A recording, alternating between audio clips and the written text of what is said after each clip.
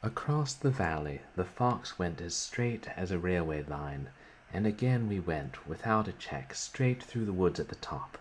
I remember hearing men sing or shout as they walked home from work, and sometimes children whistled. The sounds came up from the village to the woods at the top of the valley.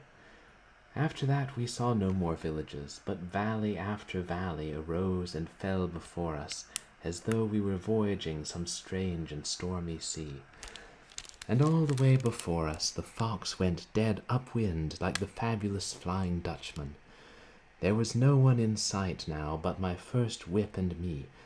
We had both of us got on to our second horses as we drew the last convert. 2 or 3 times we checked in those great lonely valleys beyond the village, but I began to have inspirations. I felt a strange certainty within me that this fox was going on straight upwind till he died, or until night came and we could hunt no longer. So I reversed ordinary methods and only cast straight ahead, and always we picked up the scent again at once.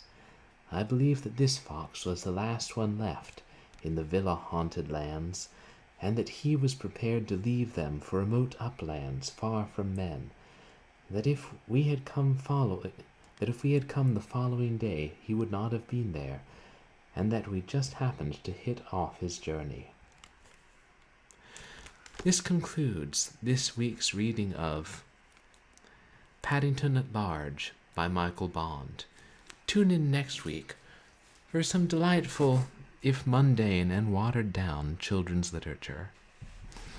But for now we turn to the main portion of the evening's entertainment. A Twitch stream, starring Purblind Gamer, or more accurately, starring a video game, hosted by Purblind Gamer, as it were. Welcome in, everybody. I hope you're having a good week. Yeah, week. Right, it's Wednesday. Wednesday's not the weekend. This has been established. Yes, this is... I have work the next 2 days, but enjoying the day thus far.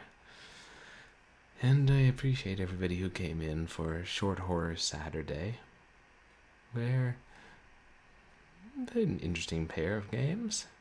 And then Sunday, when we made more progress on the Hardy Boys, speaking of literature aimed at young people, which ended up having some frustrating logic puzzles, but we ran into no more bugs and ended up having some good dialogue and characters so far.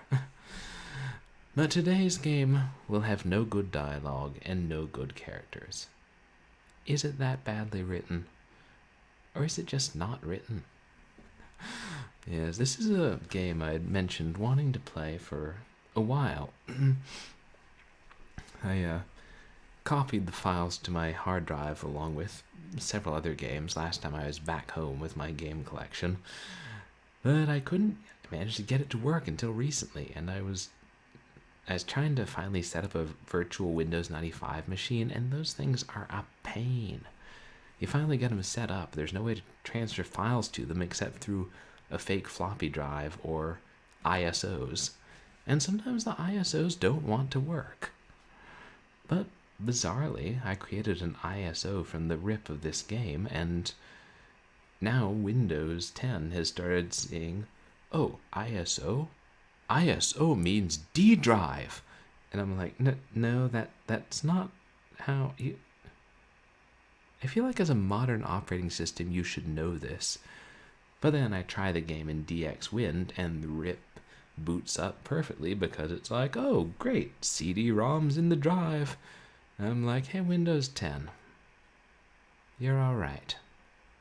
Some days, you're all right. The game, of course, is Combat, that popular 2-player tank game that was released as a pack-in for the Atari 2600. How's that for retro? But David, you say, nobody wants to watch Atari 2600 games on stream, and also, you don't have an Atari 2600. And that's where you're right. We will actually be playing the remake of Combat, which came out in 2001. Yeah, like starting in the late 90s, they were making official 3D remake slash reboots of a bunch of Golden Age arcade titles. I think Centipede was first. I think that even got a PS1 port. And then Pong, amazingly, made quite a name for itself, and Frogger. I guess Frogger was right around the same time as Centipede. I don't know which was first, but then a bunch more followed. Some bigger name than others. And I think Combat was never one of the really well-known ones in this line. I say it was a line, but it was a bunch of different companies doing it, I believe. But, I don't know, I got it for $5 in a nice big box back when GameStop was still called Babbage's and still worth a damn, and I kind of liked it. Right, maybe, hey Seacross, maybe not quite as much a classic as the original Combat, but, I don't know that the original Combat holds up as well. Because it's 2-player only, and it's, I mean, like a lot of Atari 2600 games, it is pretty limited. And this one, yeah, it took real liberties with the source material, since the source material was unusually limited, like, even by the standards of these old games, like, probably only beaten out by Pong. But, I played through it a number of times in the day, and I kind of liked it. It has a good, fast-paced arcade feel, and I was even able to beat it, and so I was happy to get it working again and be able to share it with you guys. And everybody, please go check out Seacross, who's a great retro and hardware streamer, and right, he started playing the original Legend of Zelda, having finished up all that handheld Zelda. And you're a better man than I am, because I tried to play it back when they had that Open Zelda project or whatever, and I'm like, OG Nintendo games were hard as hell. See, also, Metroid. And a lot of those Mario Brothers games. And I hope your week is going well, Seacross. Yeah, Combat. It's fully 3D graphics, but, well, I mean, I guess it's fully 3D gameplay, and you essentially control a hover tank with no real way to jump or thrust up into the air. And I think we'll beat it, because initially I was thinking, I'll play it again for the first time when I stream it in more than 10 years or whatever. And then I started playing it. I'm like, this is kind of fun. And then I was like, a couple of these bosses are hard. So I did practice on the final boss. I played through it a few times and then finally remembered the strategy to beat the final boss. So I feel fairly confident I'll be able to beat it tonight and show you guys the whole game. At least one of the secret levels. And everybody, please go check out CQ Wisdom, too. He's a variety streamer and a good friend of the community. And, that's playing Shovel Knight, which looks like a fun game. It's different from Hollow Knight, apparently. Can't keep all these knights straight. Go ahead and... and I think I got the sound levels a little better now, so I won't be as quiet, and the game won't be as quiet, and let me know if I need to fiddle with them. And I will. Did I have some announcement I was supposed to make? I can't remember. Yeah, this Combat was produced by Infogrames, so... that's a respectable studio. May not have been the biggest in the arcade remakes of the time, but, it got on store shelves.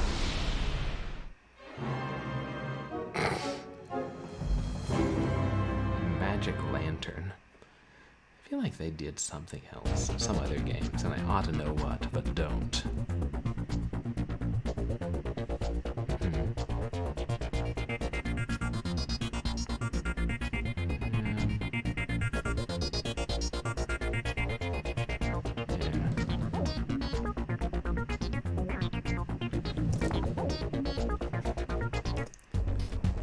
They have the controls set up the best way for modern computers.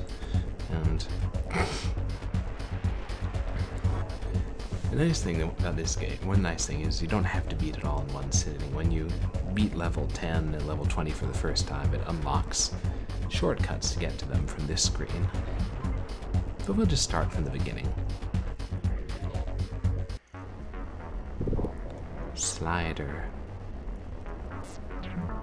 Probably not of the red-eared variety.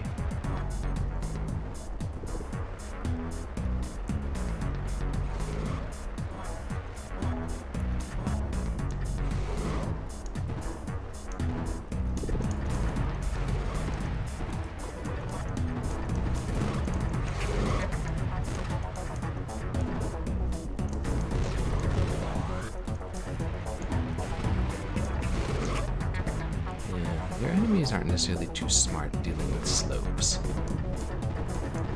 which is fine by me.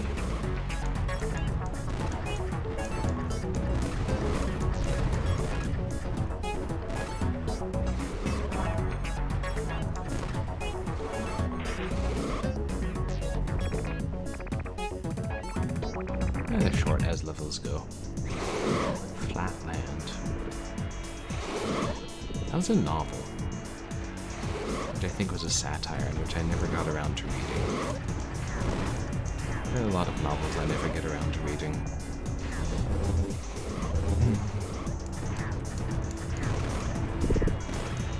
Yeah, how did you enjoy Zelda Seacross? I was watching part of your screen. Did you end up getting to the final dungeon?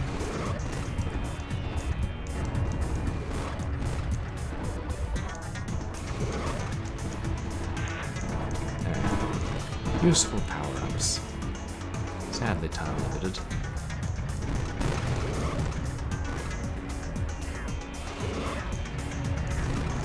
Oh, you did? Awesome. Yeah, I think it is. You know, it's got pretty good graphics for 2001. I mean, you know, not trying to be realistic or cutting edge, but it's got a good look and a pretty fun feel.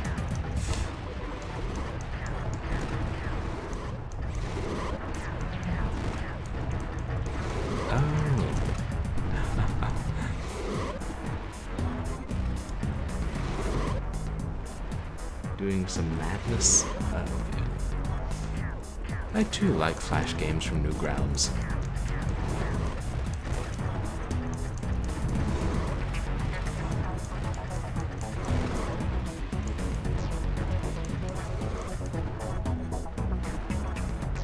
Wait, there's a secret down there. But yeah, those are enemy spawners on that. I also want to call it a walkway down there. I don't know how to get there. That's the thing, this game is like completely teeming with secrets. I don't know if every level has some, but lots of them do. There's secret tanks you can unlock, secret bonus levels. Oh well. I don't know how we'd get down there. Just get out of here.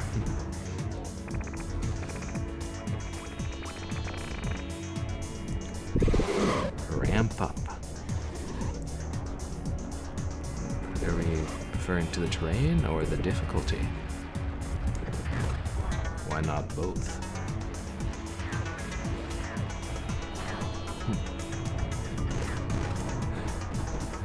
Enemies' bullets or shots make a distinct sound. You can always hear when there's somebody shooting at you.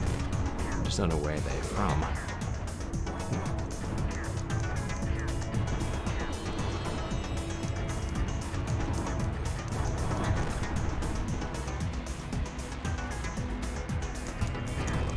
Yeah. I just thought those tanks looked kind of like barrels turned on their sides.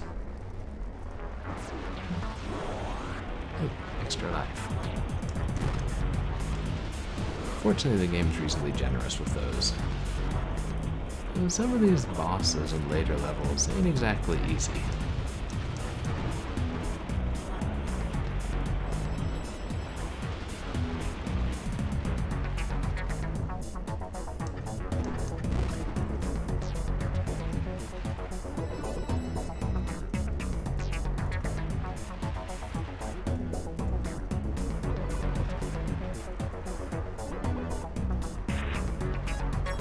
big turrets.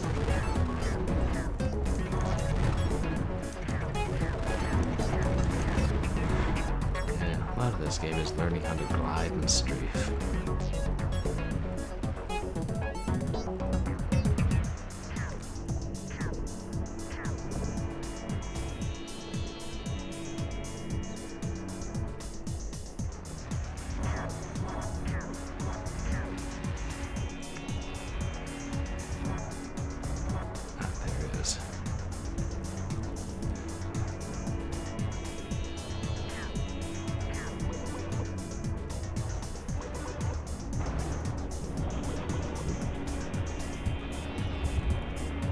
That's the thing, a lot of the bonuses and secrets require some risk if you're trying to get to them. Unfortunately, there's an emergency brake key that you basically stop, even if you're in midair. I mean, you still fall, just like a car. Emergency brakes don't stop gravity. I'm sure, like, BMW or somebody has engineers working on that.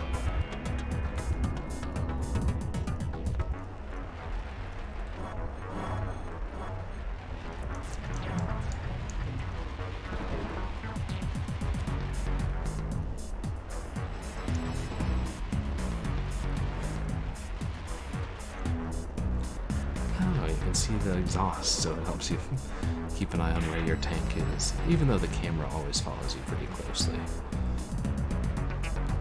And even though the camera's good about changing when you're next to walls, there's no way to actually control it. Which sometimes will leave you wishing there was.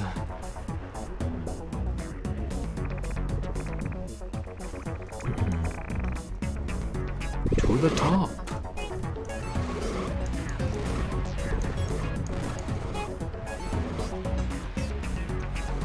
You get these multipliers that you'll notice now. I picked that up and there's a 4x next to my score, so any points you get are multiplied by 4 now. So you can end up getting pretty high scores. It's useful because you get extra lives from higher scores. And they can stack up to like 99 times, so it'd be like x99, and every time you pick up one score power-up, it would count as picking up 99.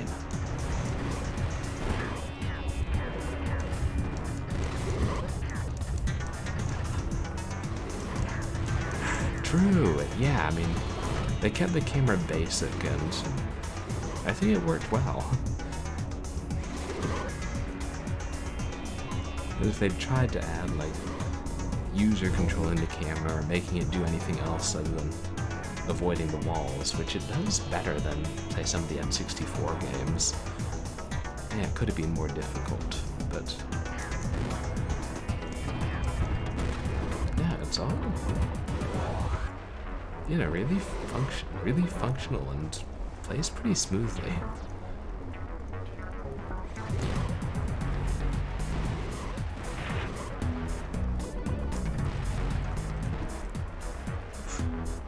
That was close.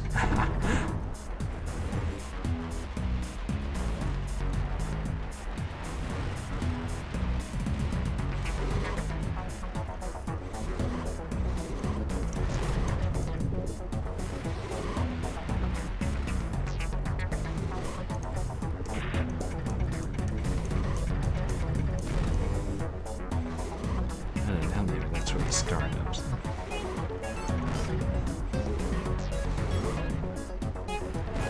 Alright, that's why this level's called Ramp Up.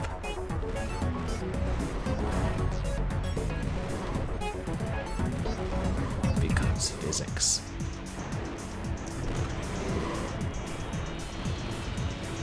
Ooh, I made it.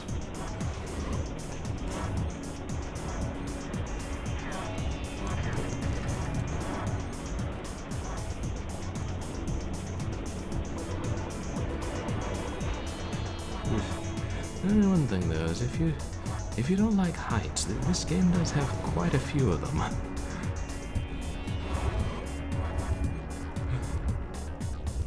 Not much plot. I don't... You know, it's been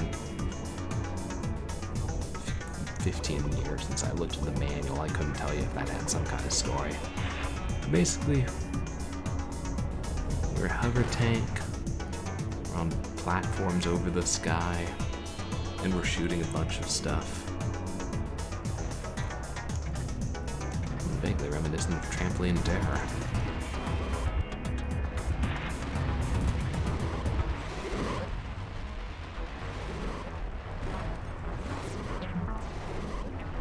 I wonder if anybody's ever tried to speedrun this game or get the world record. Probably not. I don't think it was super popular and just mostly forgotten. Oh, check it out. An exit. And a more obvious exit. Let's just ignore that, shall we?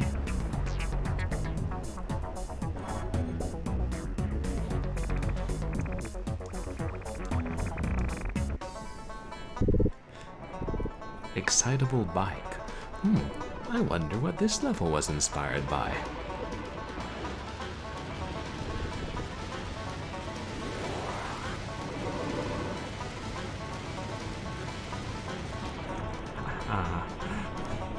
Fun, but dangerous. See if we can get one of the multipliers.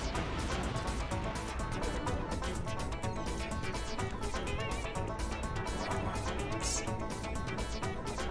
8x. I believe it's the way to unlock a bonus tank.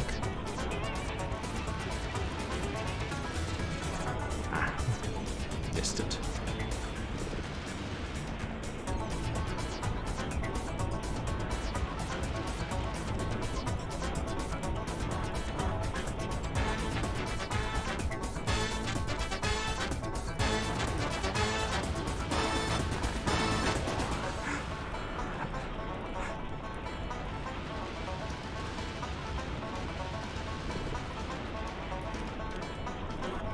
Not easy, but fun. High risk.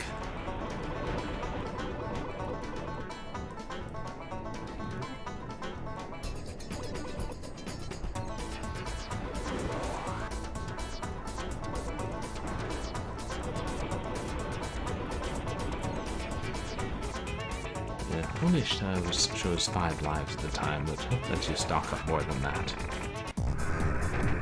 Boss. Kaleidoscope. Because he's trying to collide with us.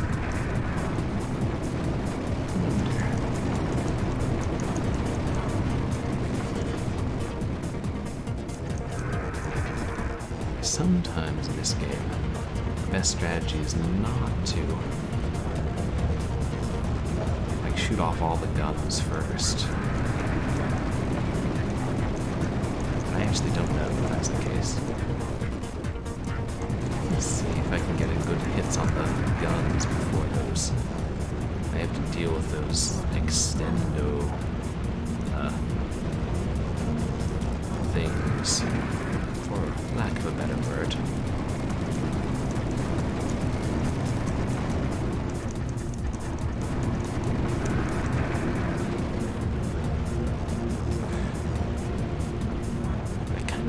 This boss being one of the more difficult but just longer lasting boss fights in the game.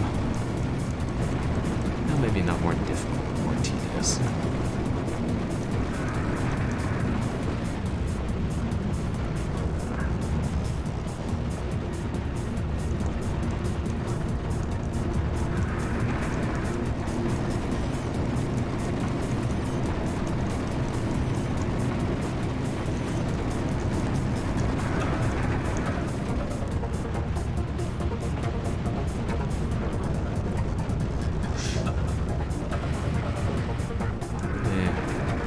Every time you die, you go to pieces.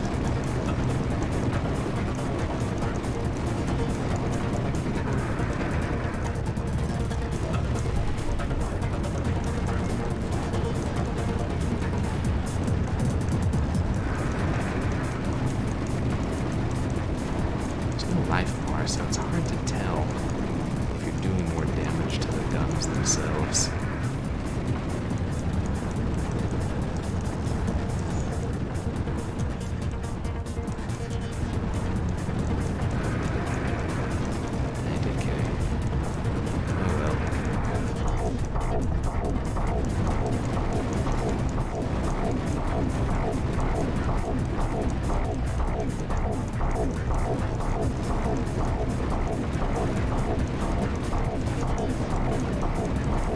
Hey, Hairball.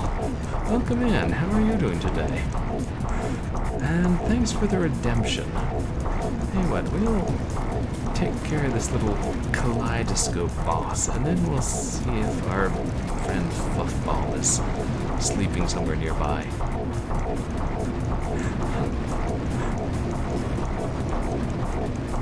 No worries.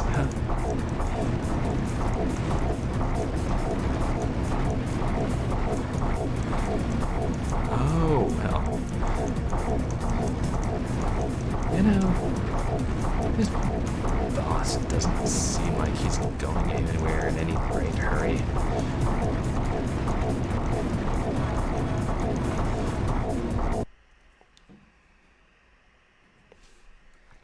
We'll just pause him and look up our fine feline friend.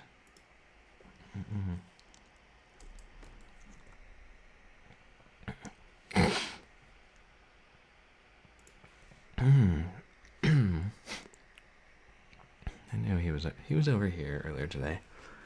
Hey, Fluff Bomb, are you awake? Are you loafing your life away again?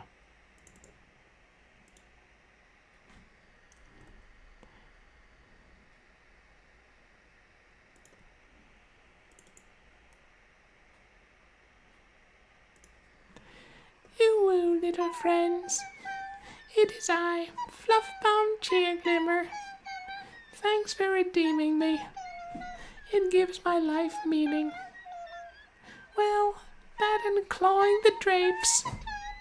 And by the drapes, I mean anybody I don't like. Hey, David, I thought you said you were going to fix the echo. Yes, well, Fluff Bomb, we were working on it, but there was the various issues, and as I recall, you weren't behaving too well last time. What are you talking about? I'm a perfect angel. Look at me. I'm cute. You can't buy eyeballs like these in the store. You have to be born with them. Yes, but Fluff Bomb, when I let you speak through voice mod instead of morph vox, then I noticed that you were imitating my voice before you spoke every time, and that really wasn't a very flattering imitation in the first place, and also that's not good behavior. Well, you know what else isn't good behavior? Going out to the bar and having one too many beers every Saturday. But you don't see Fluffbomb Cheerglimmer doing that, because most of the bars don't serve cute anime kittens. But you know who you do see doing that? Yes, well, I'm sure there's no need to go into all that, Fluff Bomb. Yeah, I thought there wasn't. Maybe, if you know what's good for you, you'll start lacing my morning saucer of milk with a double splash of Jack. Fluff Bomb, the vet did say that you really got to watch the Jack.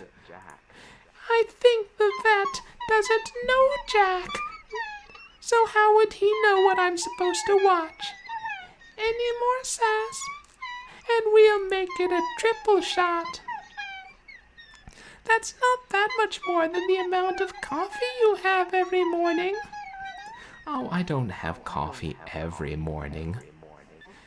Switching coffee for Red Bulls isn't exactly something to brag about. Okay, well, that's only when I have a 12-hour day on set. Well, that's your problem. You'll notice that Fluffbomb Cheerglimmer never went to film school. By 12 I assume you mean getting to sleep 12 hours out of the day, because that's what I do. If I don't get at least 12 hours of sleep, I get cranky. And then I go find people and draw blood with my claws. Just a little. Just enough to be cute. It's cute when cats do that. Coffee made with Red Bull instead of water. I never have. I think I might have enough energy when I'm not sleeping, but I'll try anything once. Well, except maybe Ghost Pirates of Voodoo Island.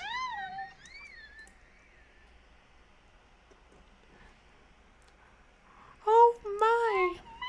We just got a subscription from Dragon Gem. Thank you so much, Dragon Gem. I know that idiot David will appreciate it.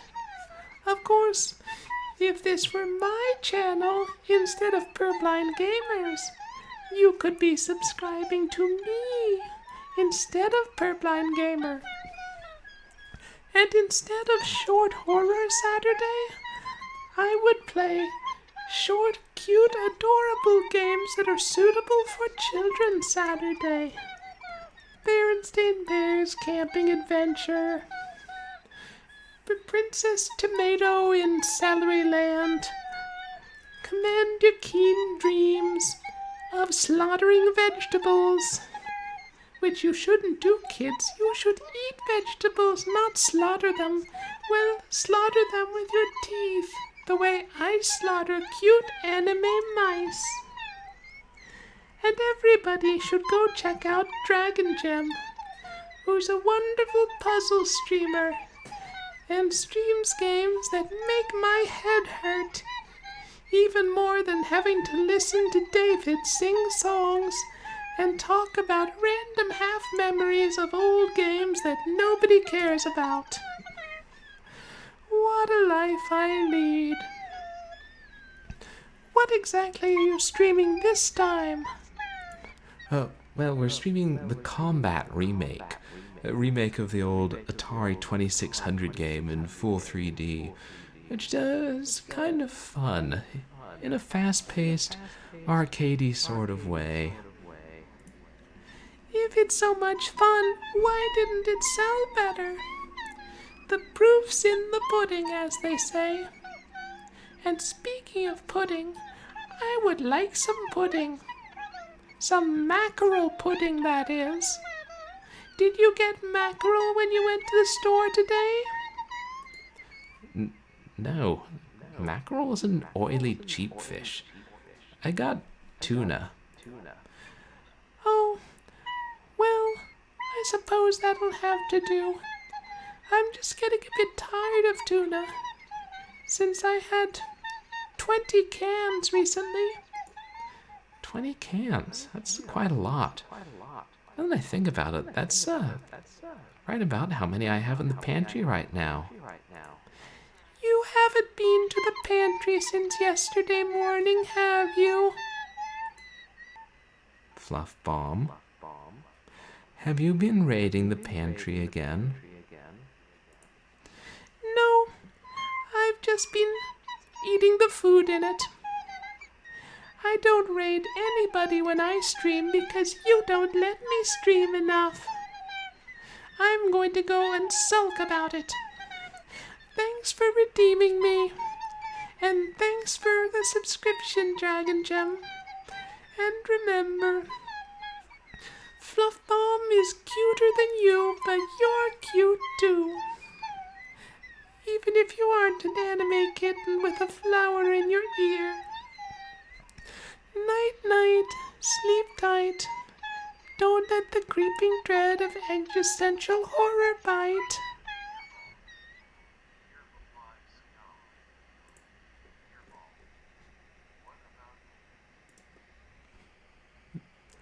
Hey, Did Fluff Bomb forget to say thank you for the redemption? Oh my, that was very rude of him. But I know he deeply appreciates it. I think. Oh, the cuteness factor. Oh, that could be. I mean, you are both cute kittens. And then I think it would be hard to choose who's cuter. I mean, it's a well-known fact, Hairball's a lot more animated, and also can sometimes turn into a fiery cat, which I haven't seen Fluff Bomb do.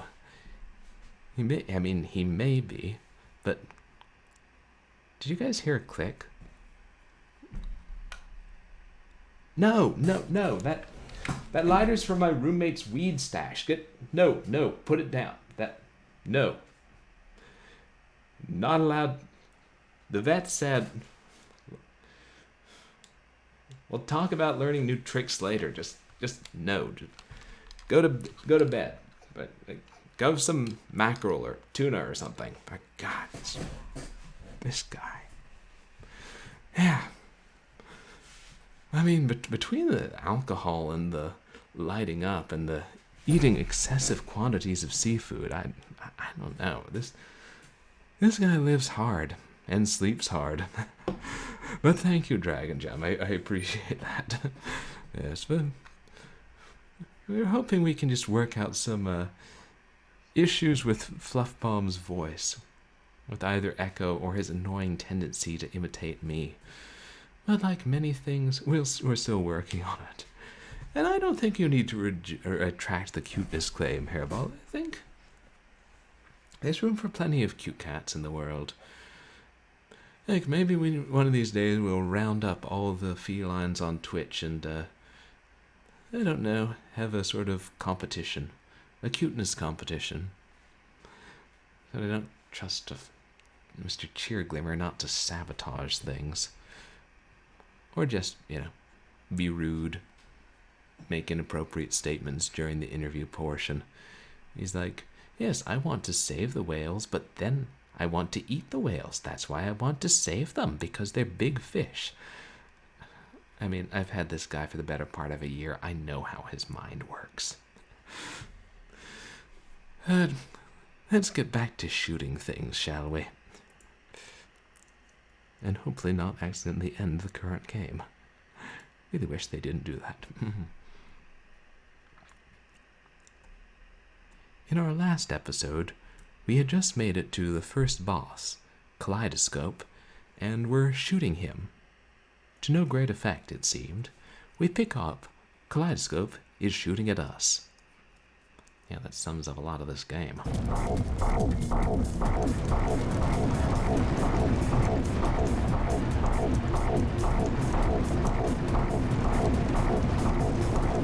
So the way he spins, it's hard to get direct hits on the guns.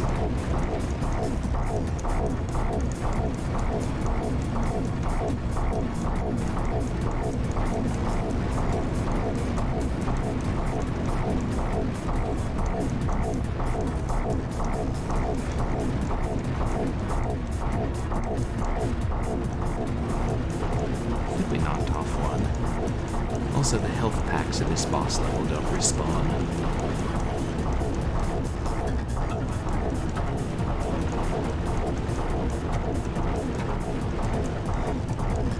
Man, sometimes it's really to your advantage that the camera gets lower.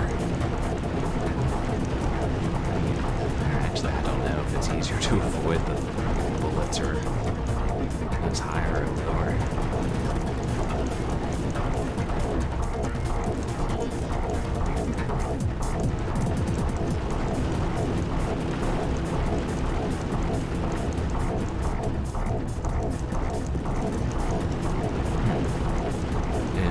Some of these levels, especially the boss levels, I can see them being easier to play with a joystick.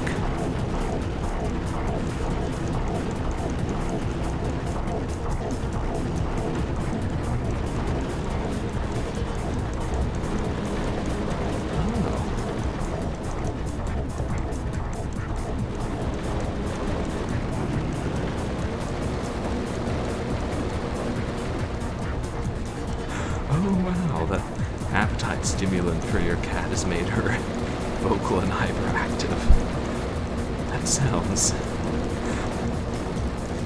quite exciting, perhaps a little too exciting. Interesting, I hadn't heard that they had that kind of thing for cat. Appetite stimulants.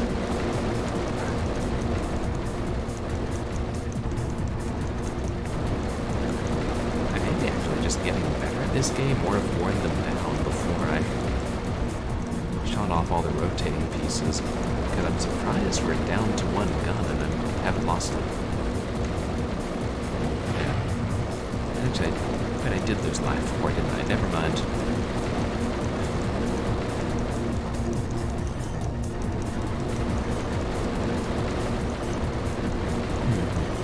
And that's good to hear that the cat seems to be doing well.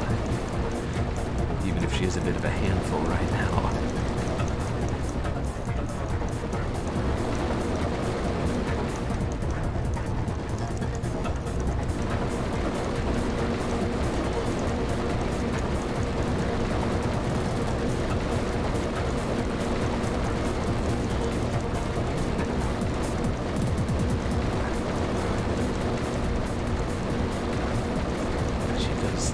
Going faster with each gun you destroy.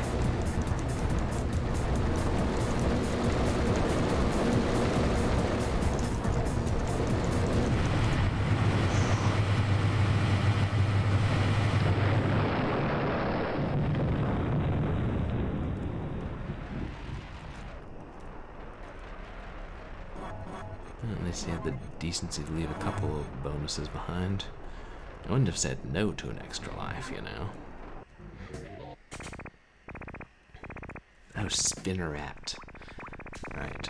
The boss levels have names, and then the bosses themselves have names. A walk in the park. Why do I get the feeling this level will not be what it is called?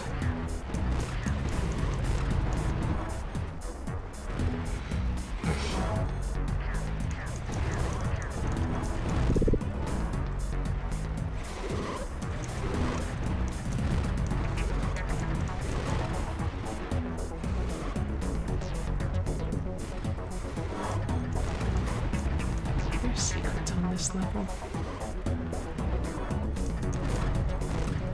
Like whenever you see like platforms or scenery separated from the main part, you think, maybe I can get over there. Some of these weird hover tank physics.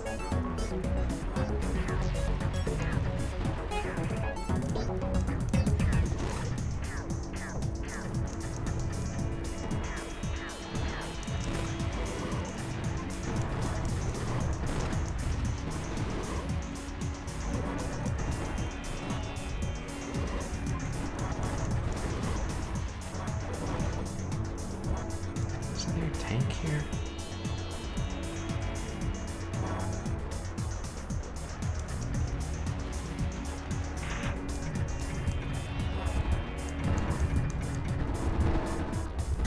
No, this is a level. Like sometimes you're supposed to destroy a certain number of certain type of enemy. It'll appear in the lower left or lower right corner.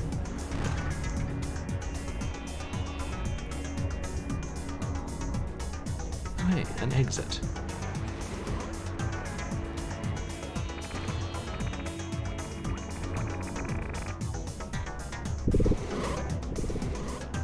Back door? Is that what it said? Bother me tomorrow, day I'll find no sorrow. Do, shooting out my back door. And this is what happens when you taunt missiles.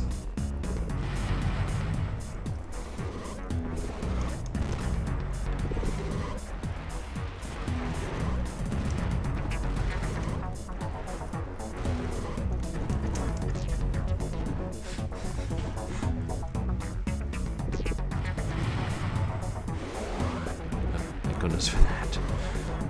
The game was like, you're not doing well, have an extra life on us. Take two, they're small. Jesus.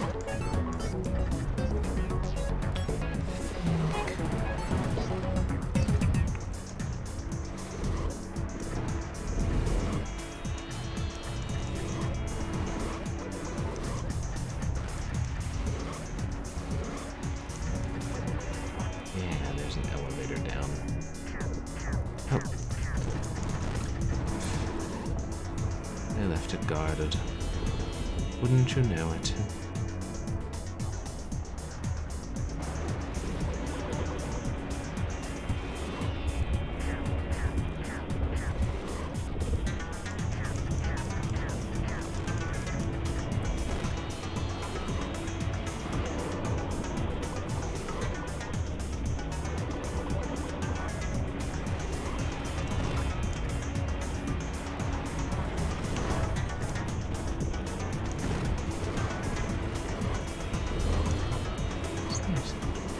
Something there, I can make that.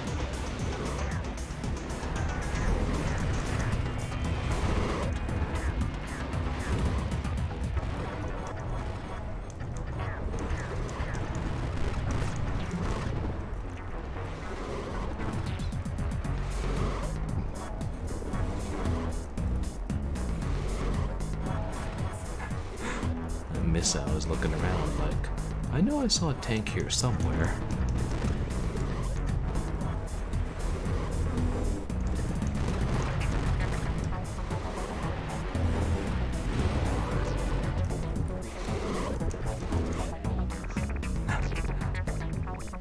Oh, only had one life left. Or Backlash. Not to be confused with the DOS-based turret gunner simulator of the same name.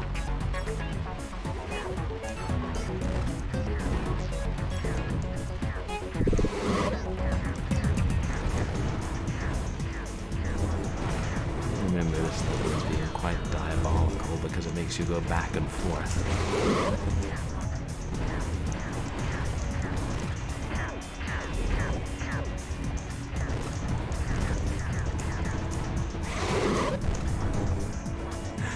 Now that turret unlocked the door right by where we started the level.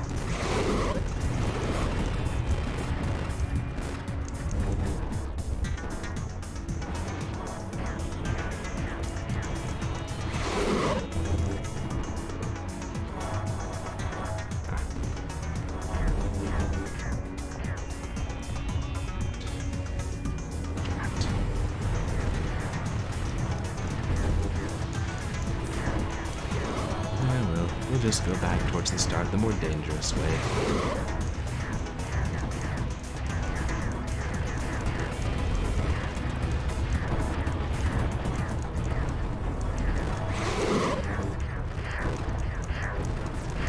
There's our target, that split fire one.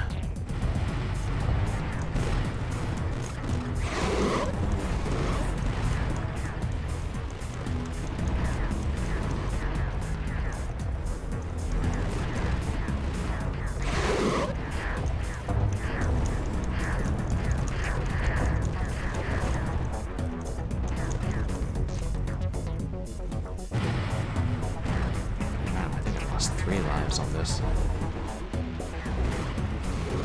Still not doing too badly.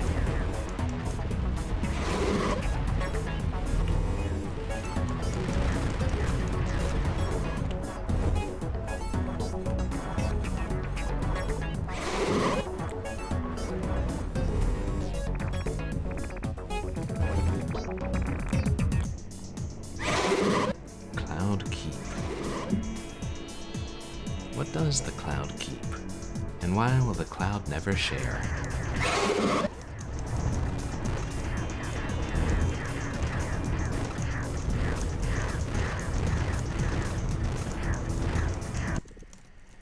Man, that was weird. I've never had that happen before. Hopefully that's not a sign of something serious.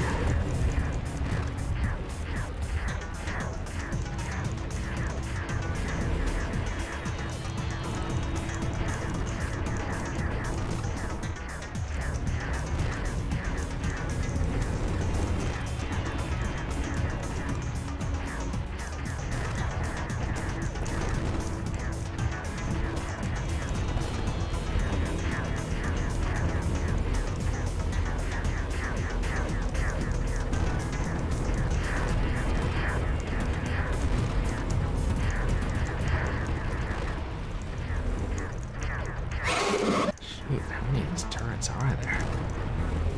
The answer is too many.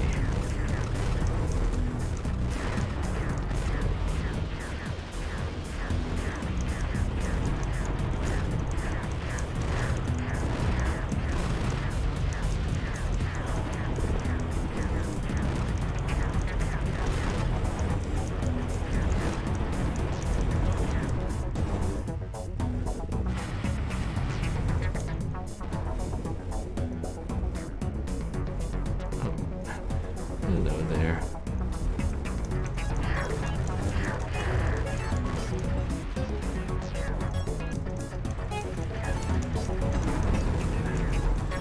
Yeah, those tanks that look like sideways barrels. Their bullets travel twice as fast.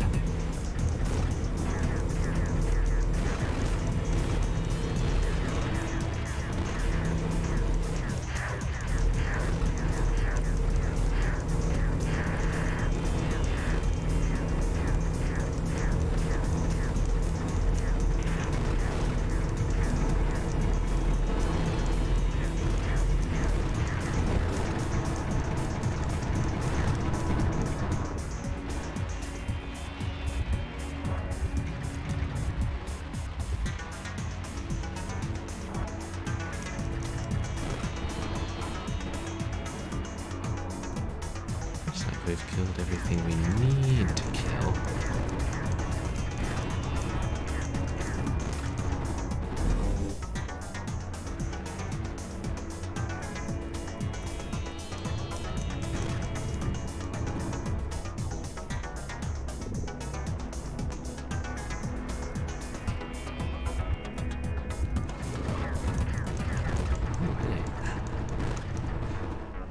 And a lot of the time the camera is your friend and you can get a better look at things that you wouldn't be able to if it were first person.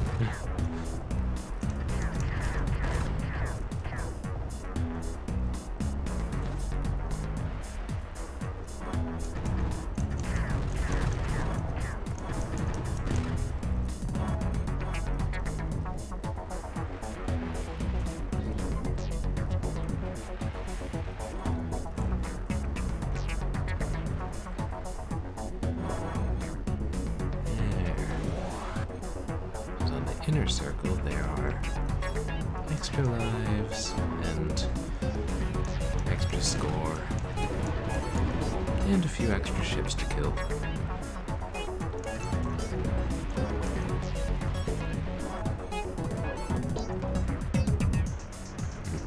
I was surprised when I started playing it, like before, again, maybe a week ago after not playing it for a decade, how much of it came back to me. I had beaten it back in the day, and I think after you beat it, it unlocks a boss montage or boss rush. I'd even beaten that.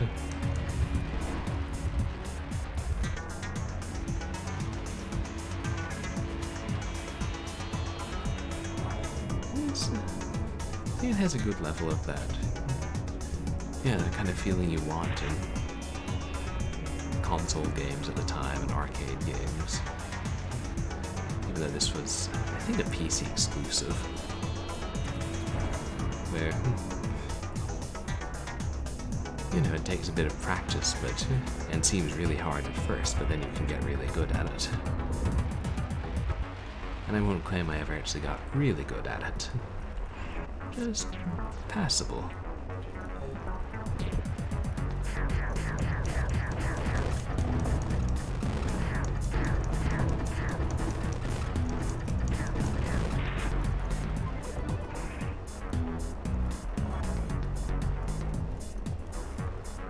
Yeah. Often bonuses just beyond the exit.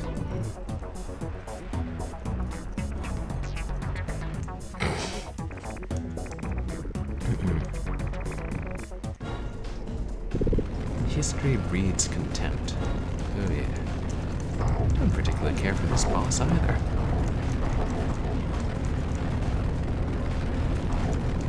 Because man is he fast.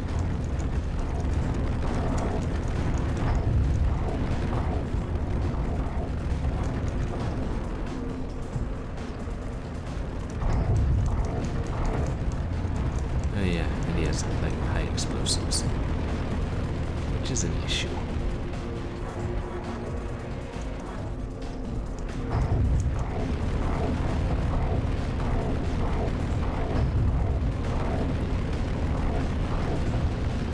Yeah, I think he might be following me.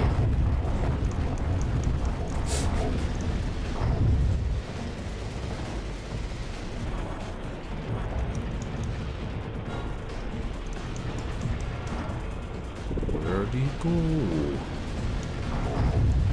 There'd he go.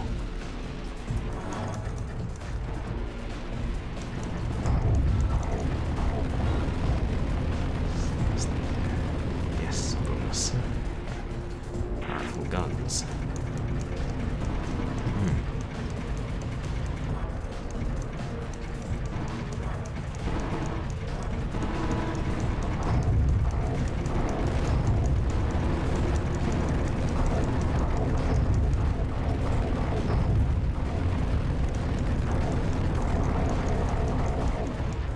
Never a good thing when you're inside the boss. Maybe MDK2.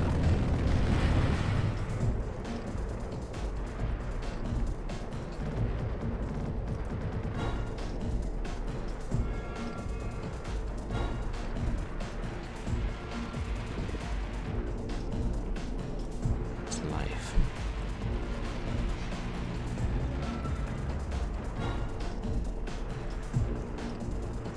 The life, their health power-ups and the shield power-ups are the same color, or close.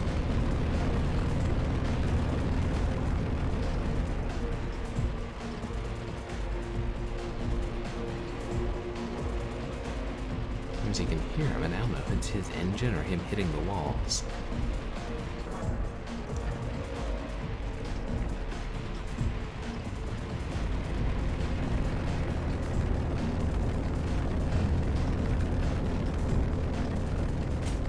I think that's a double and a super gun. Which would be good.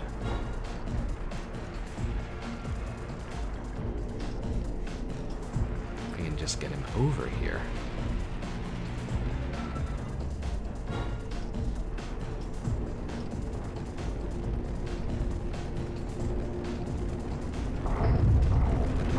I think he moves in a randomized or semi-random pattern.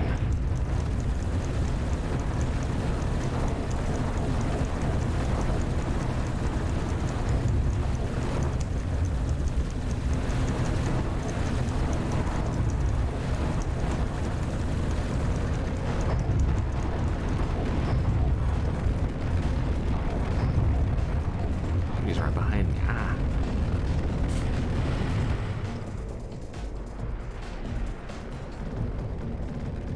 Well, I know we dealt plenty of damage.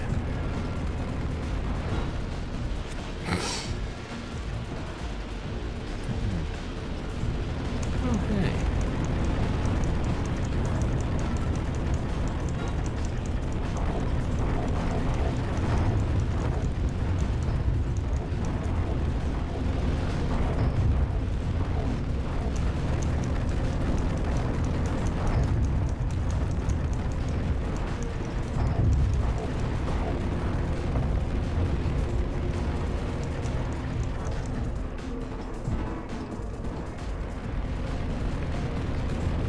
Bastard's gotta be almost dead.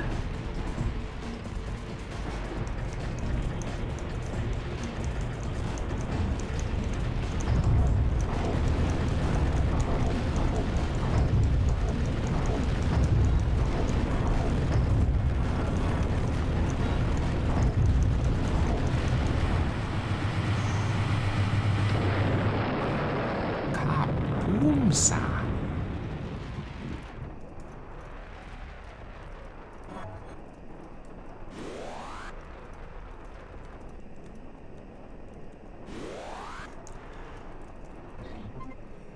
If only the score multipliers also worked for extra lives, a la Vector Man. But no. Gunship. Isn't there an Atari game called Gunship 2, or is that someone else? Sunken City.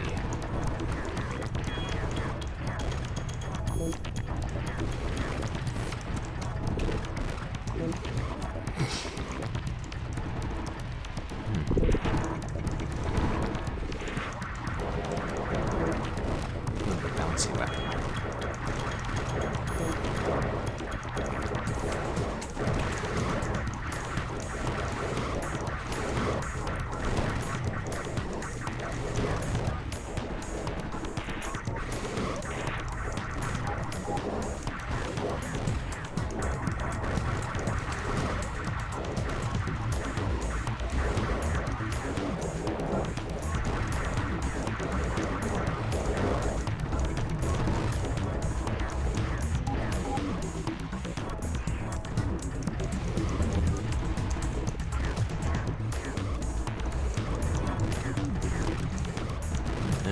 To kill a certain number of enemies or just last long enough.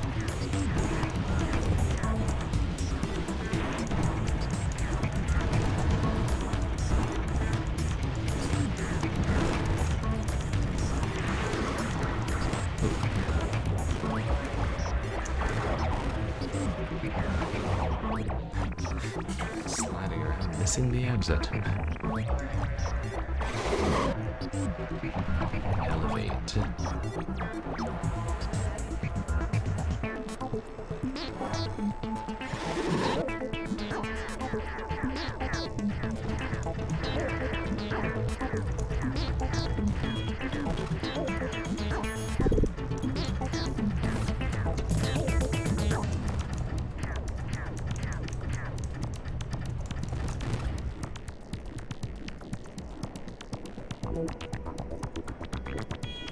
Trying to get a view down there. I think. Oh yeah, that's the other elevator.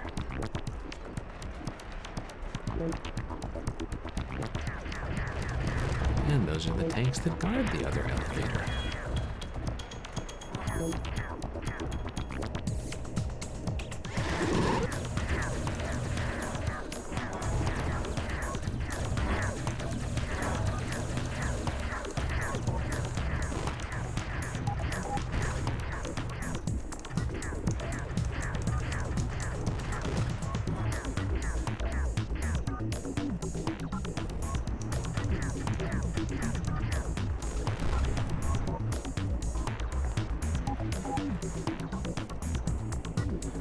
If we gun it, we can make it to the exit.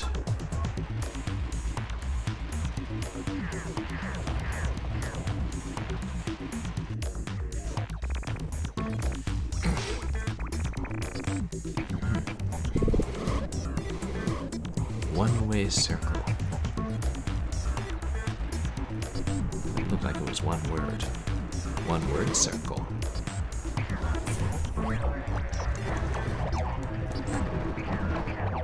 Oh, that's sweet. Well, thank you so much for the lurk, Hairball, and I appreciate you coming out.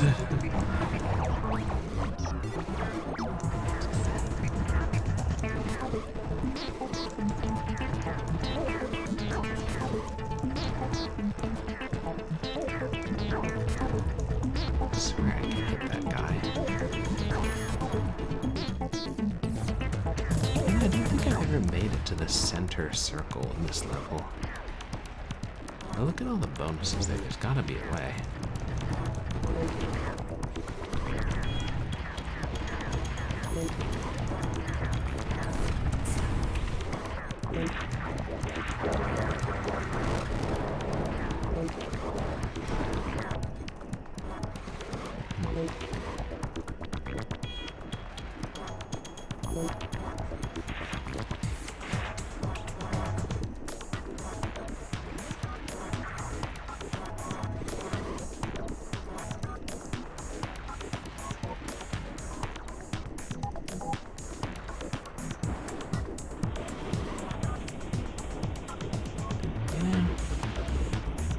I'm gonna try a risky maneuver here.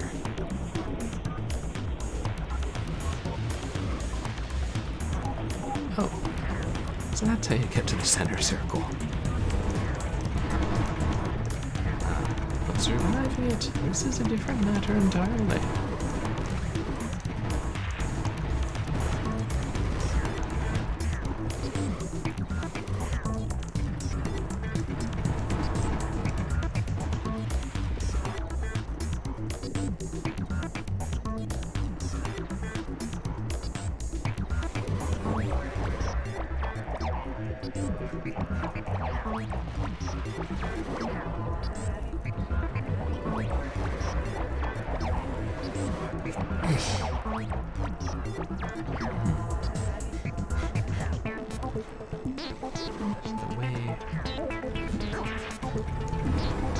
Yeah, there's the way back, right there.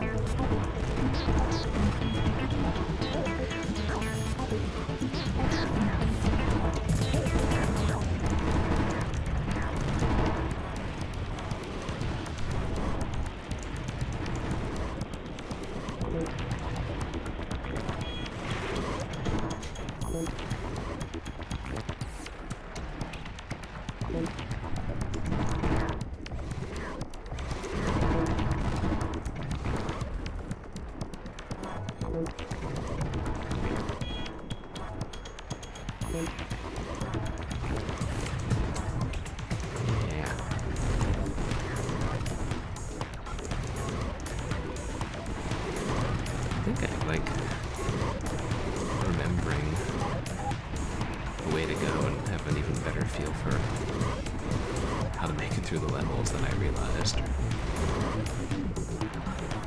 As I get bombarded by missiles, whatever those things are.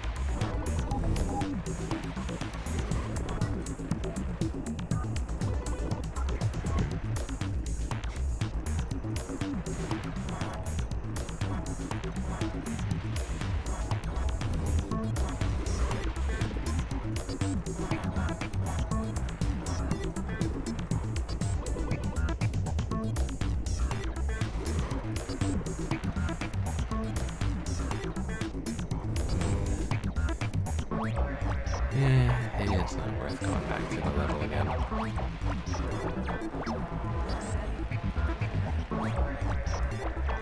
And this way we get to keep our 32 multiply for the next level.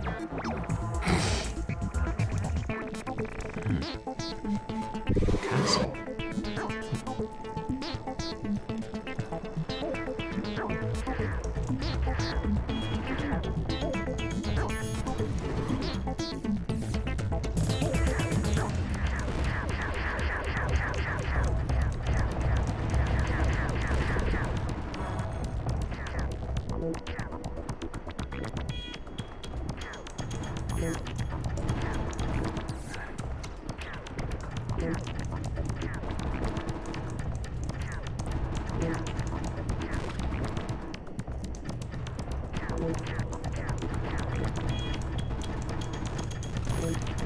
Those gigantic multi-gun turrets in there.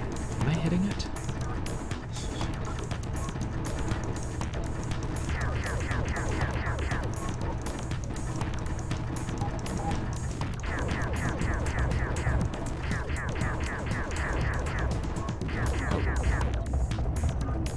They've got quite a range. I'm supposed to be the one with an unrealistically long range.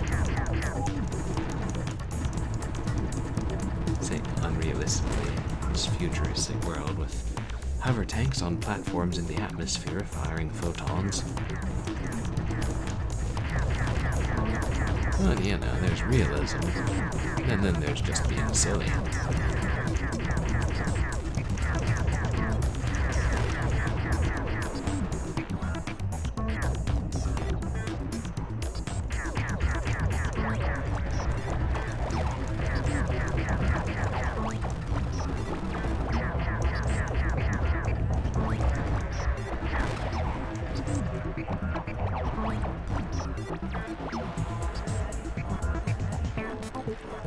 There are bonuses. Craftily hidden everywhere.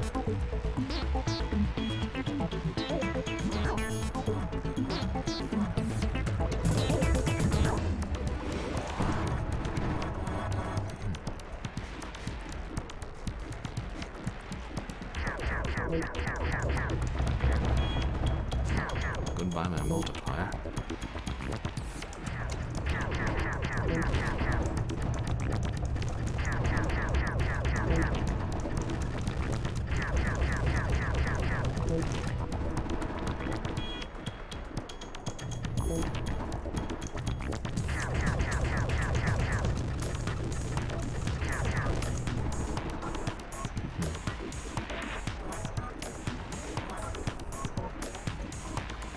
Kind of a major design flaw.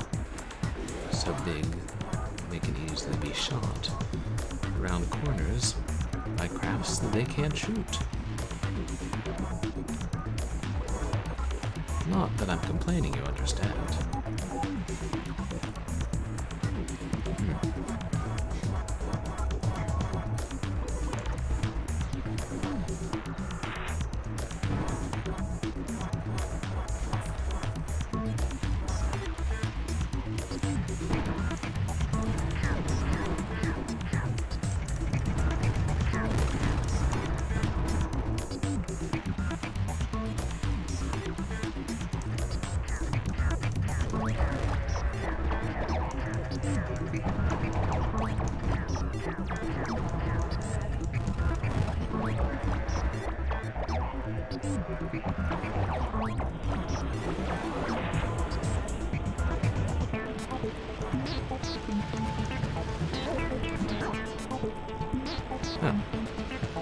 Barrel tanks on there. I would say good to know, but I don't plan on returning there. Ever again.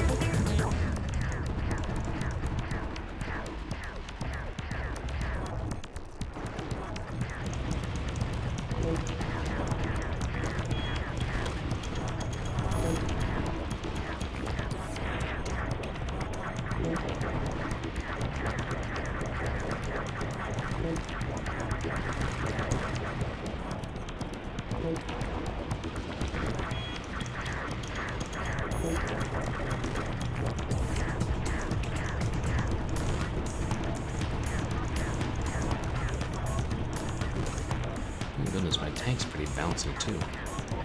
It's like bumper cars, but with hover tanks.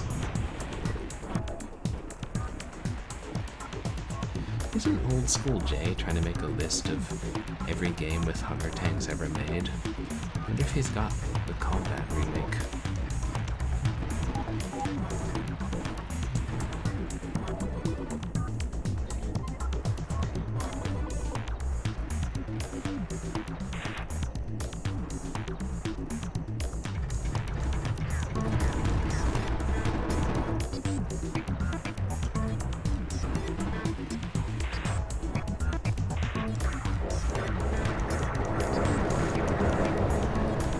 Useful for shooting around corners.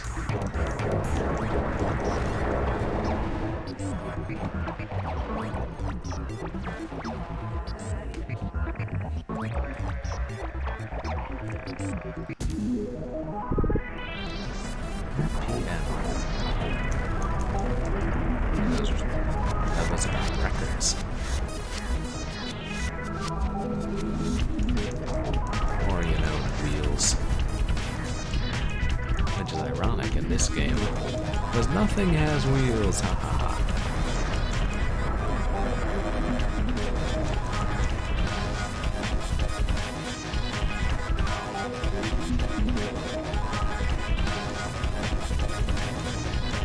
I think the first thing to do is take out the guns facing the inner side. Each of them has one.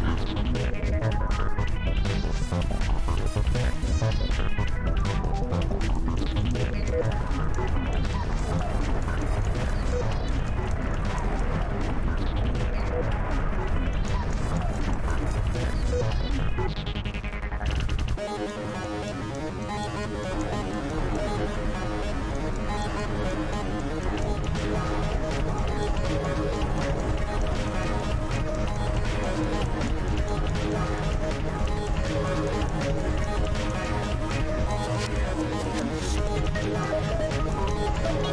I shouldn't be chasing him.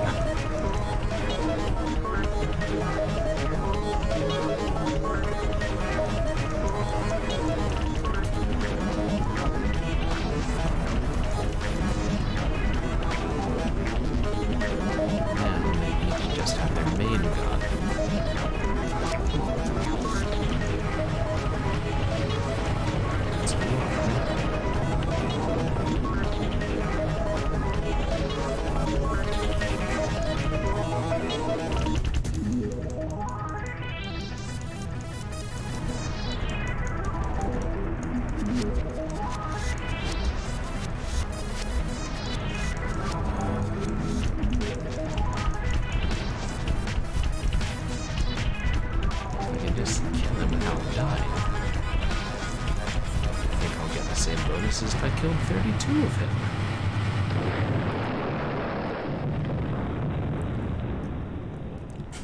No. I think I just saw a 1-up fall down. Oh well, there's another. And this level we appear to be in some sort of giant rotating glass sphere made up of panels. Hey, it's basically an arcade game. It's like, it doesn't need to make sense. It looks cool. Besides, it's futuristic. It's the ultimate excuse for anything. Nothing that makes sense. Well, that's because it's the future and your present brain just can't understand it. Yeah, I think this is called Center City. I've gotten remiss about reading the level titles. But you guys can probably read them. Unless, you know, English isn't your first language. Were there actually a bunch of, like, kindergartners watching my stream?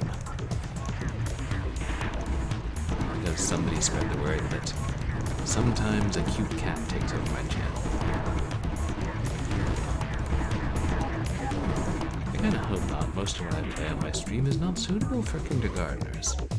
In fact, few games are. Ironclad battle. I guess I'm going to have to monitor this fight closely.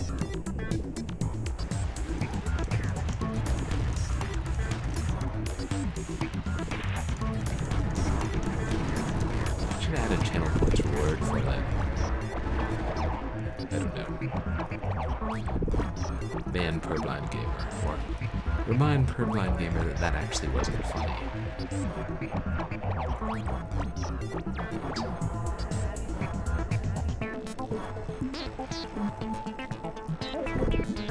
It looks like there's a platform down there against that glow. I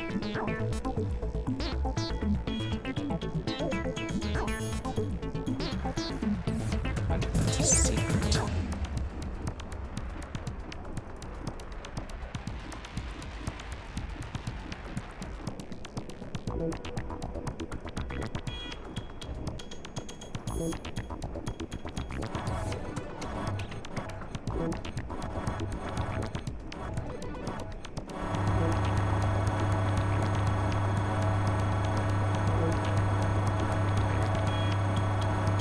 I may be dying, but I'm not dying gracefully.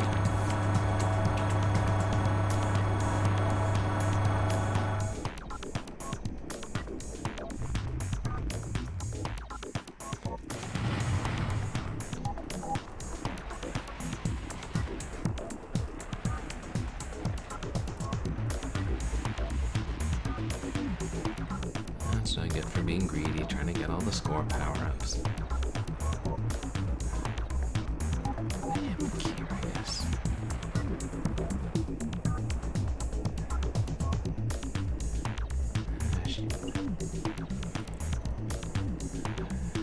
You know, I don't know how many lives I have. I'm probably not in a position to go taking leaps of faith. Hoping to find bonus levels.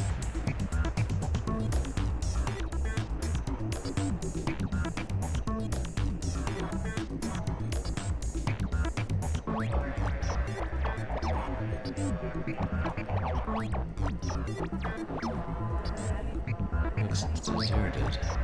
Quiet. Too quiet. Oh, not so quiet anymore.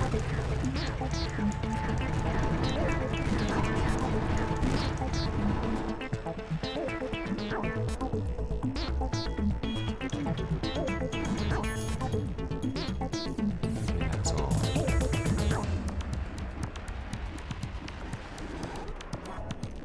Or maybe that's not all after all.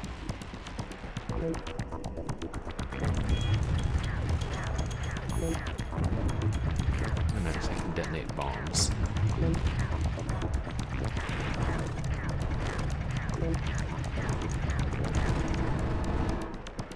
Now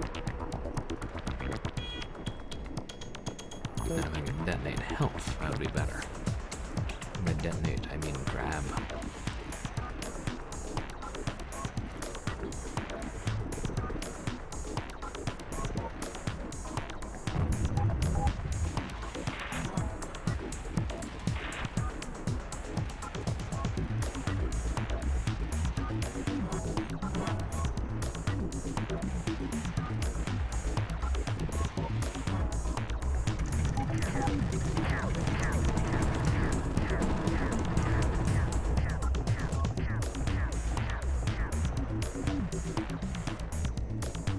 It's a shield.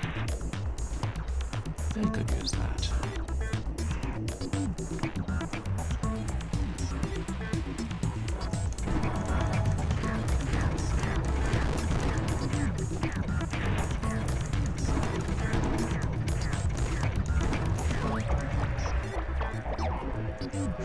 Looks like that's all of them.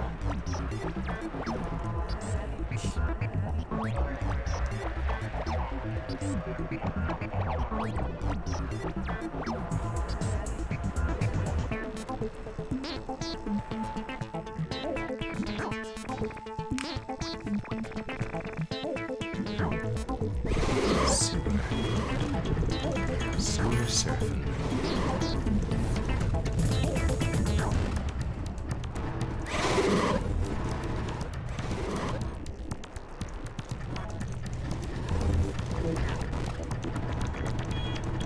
Am I safe here?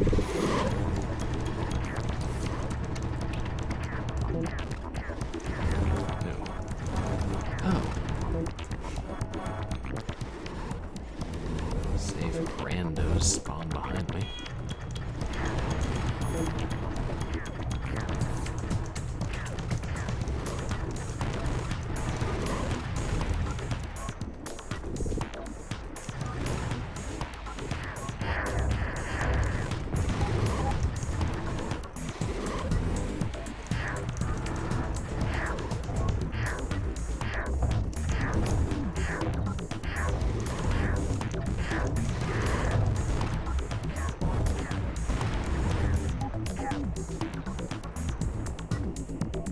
Oh, it's extra life.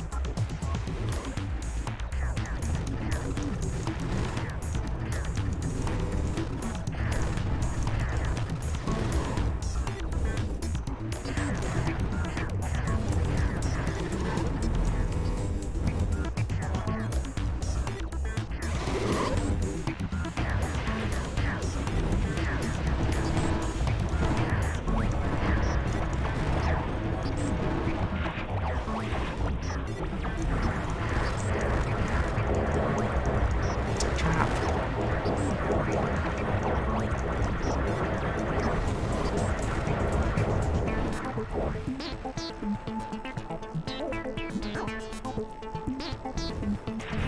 This is back where I started.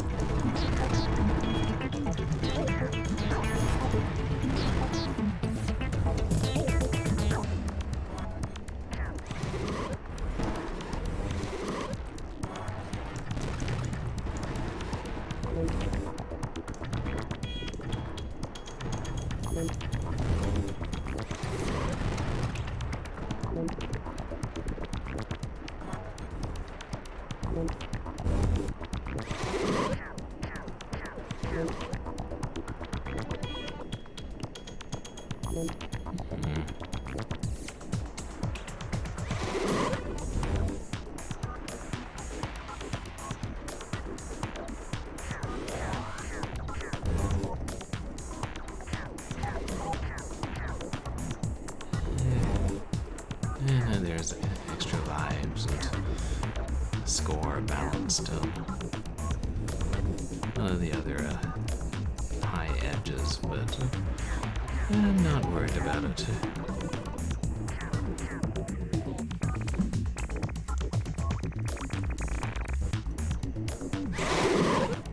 Clear air turbulence.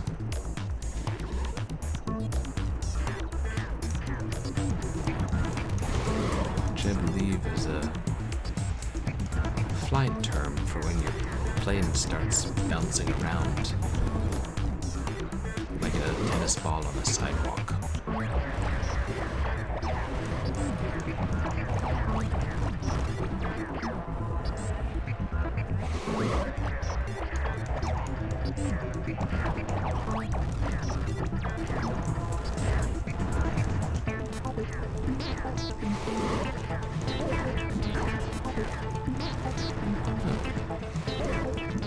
Hello.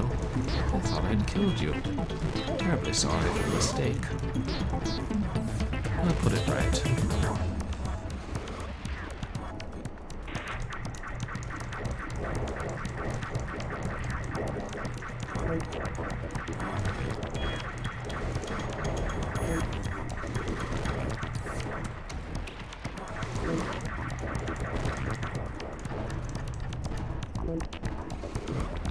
We got all of them.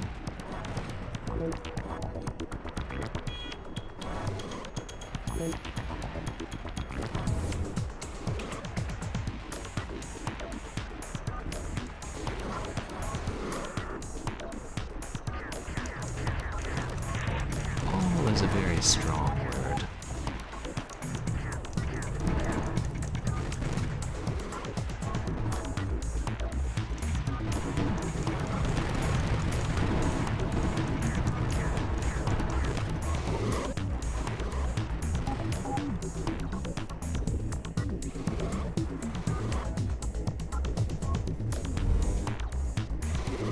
I guess that part.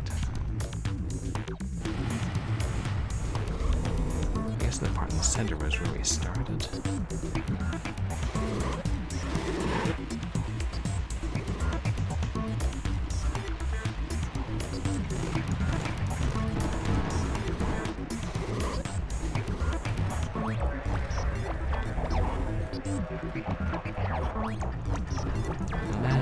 That's what shot me.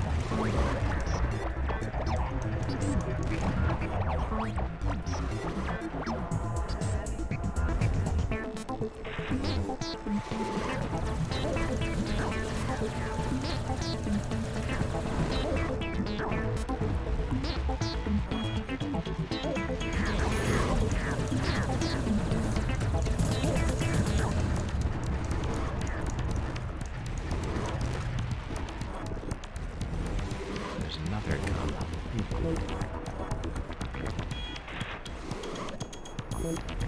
This game does have pretty good level design. And also, I believe it comes with a level editor so you can make your own maps.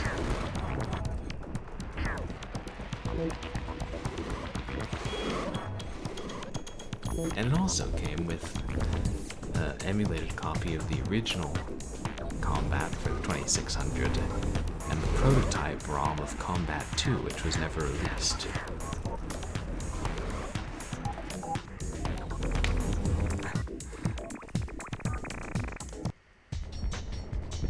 The guns, they've stopped.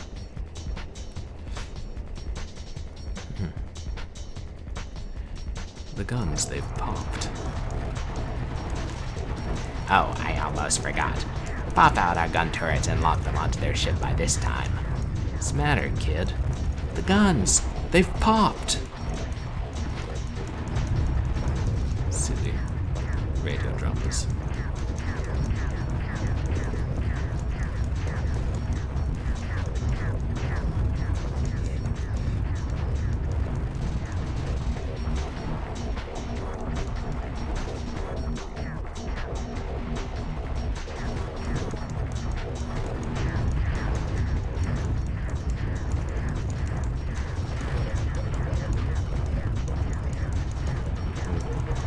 Like bosses with multiple parts you have to shoot off of them. It really gives you a feeling that you're wearing him down. Making progress.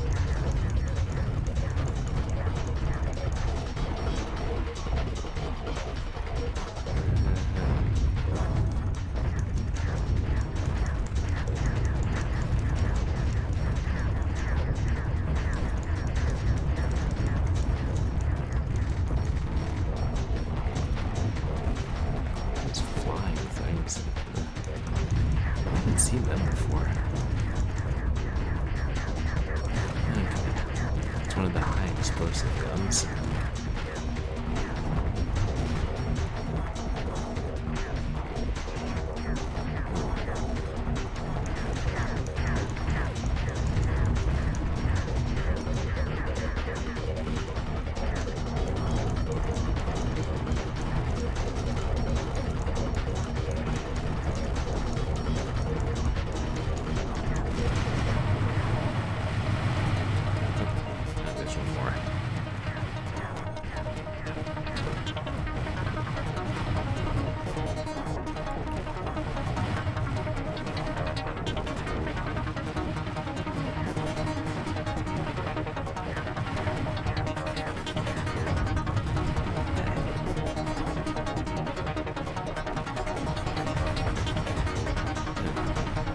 Setting out more of those fighter ships, doesn't it?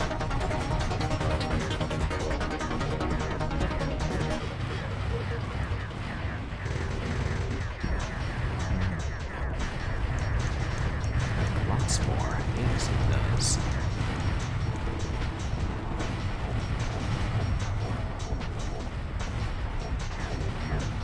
Kind of waiting for the shield to regenerate or respawn, but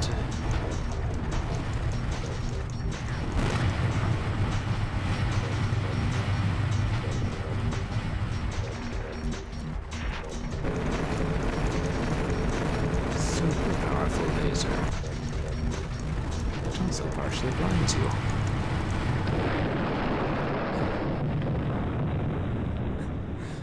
It's over quicker than I thought.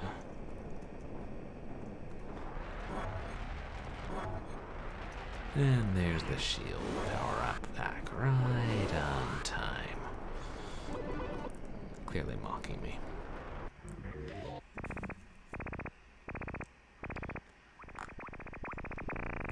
Carrier.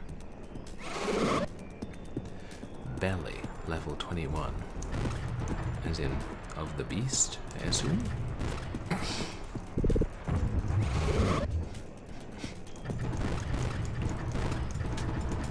Ooh, this is the level where there's exploding drones start showing up.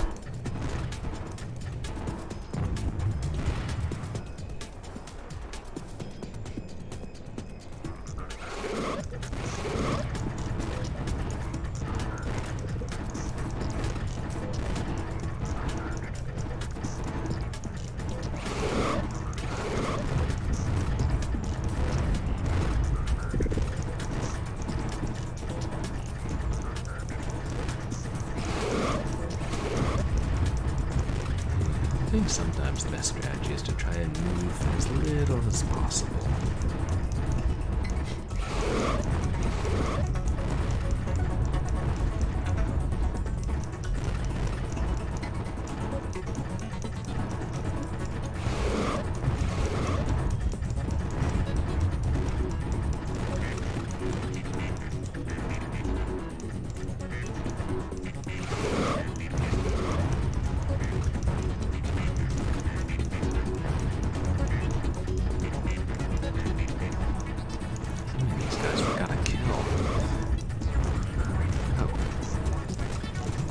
Anymore from the looks of it.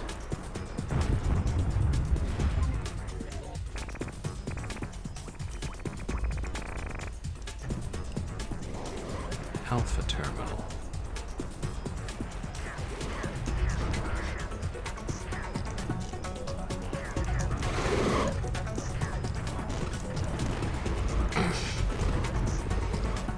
And there's the exit.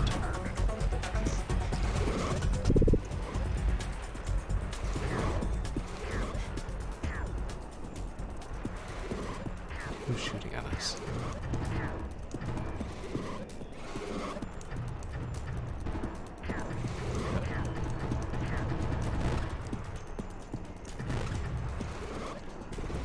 There's no need to shove.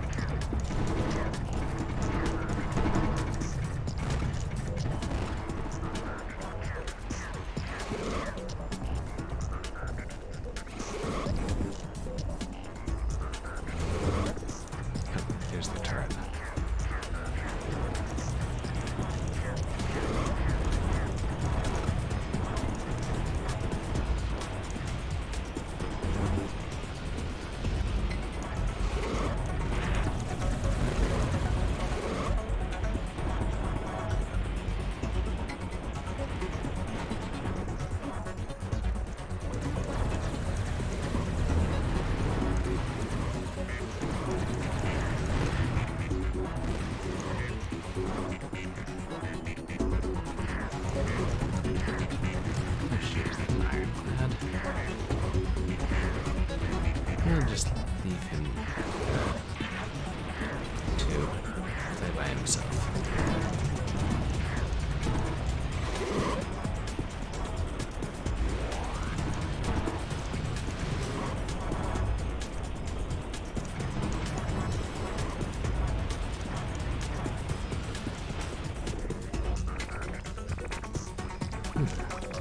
Pretty fast-paced. Void.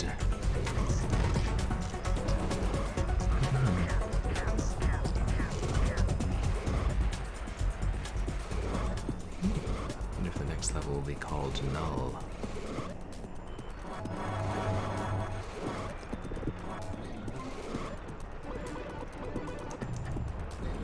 In retrospect, that was stupidly dangerous.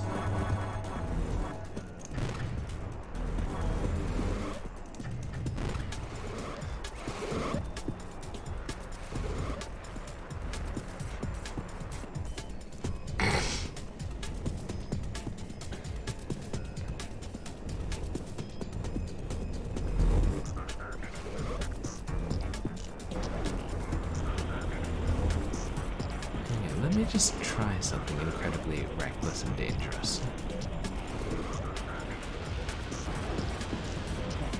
Hey, it worked.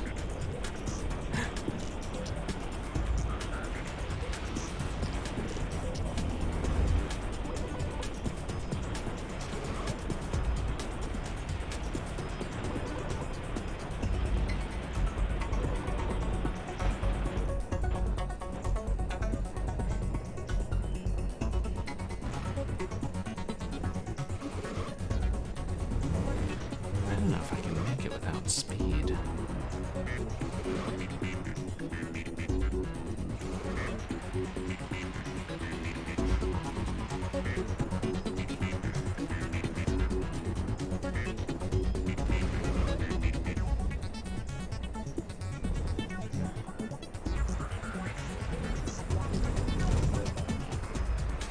No speed to be found.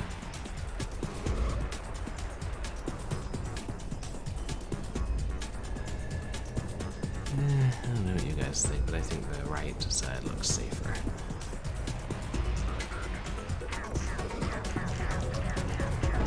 Turrets aside.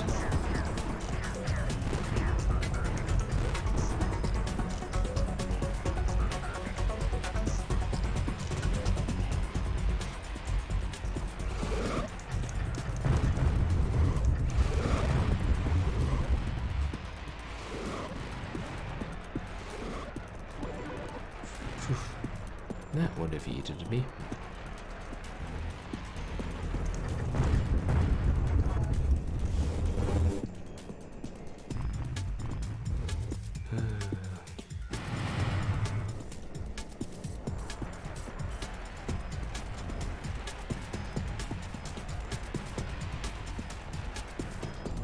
Cliffs. All things considered, I prefer not.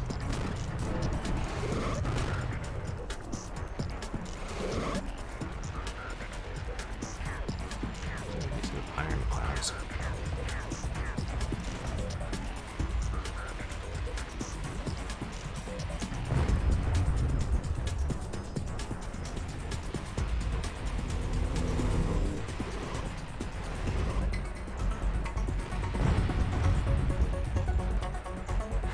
I think one of the missiles hit one of the exploding drones.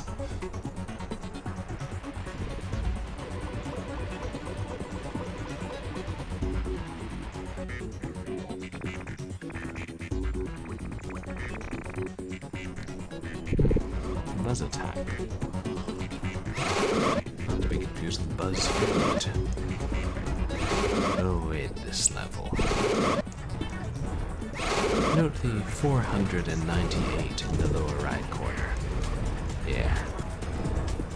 I gotta kill a lot of these little guys.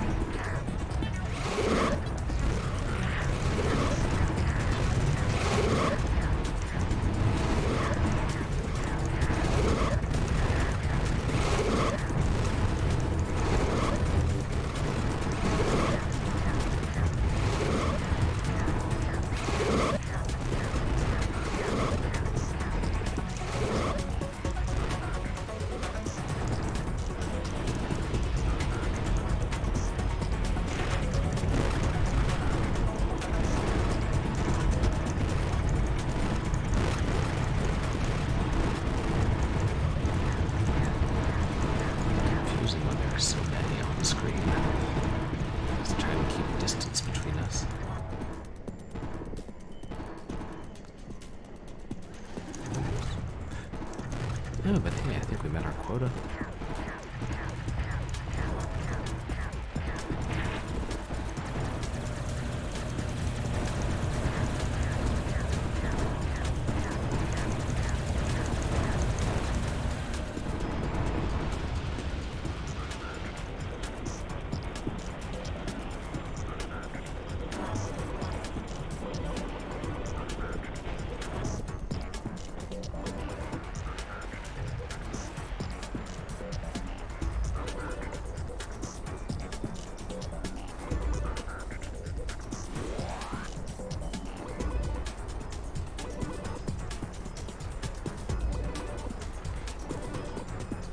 I think really level 25. Oh yeah, intolerance. A tough level. Yeah, the game is not super long. Like, I don't think once you know what you're doing, it's not that hard to beat it in like 2 hours.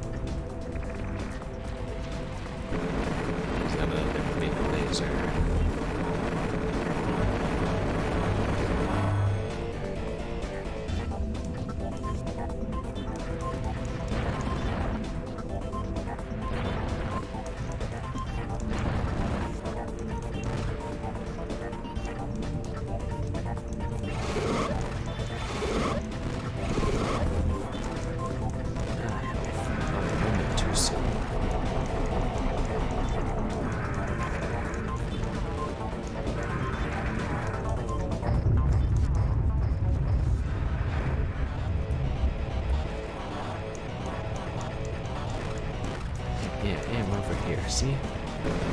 Oops, now I'm over here. Because you bounced me around with your laser.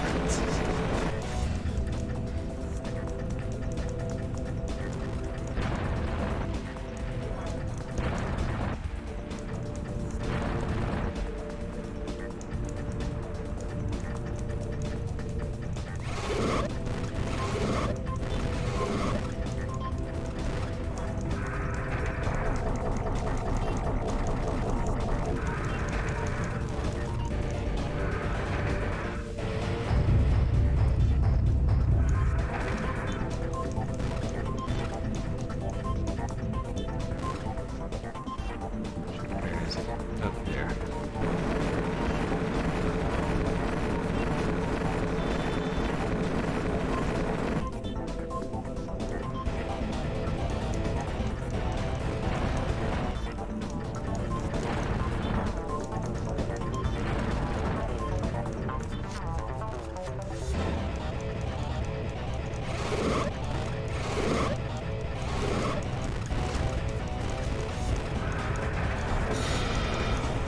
And knock out one of the guns. And then lay waste to him while he uses the other gun.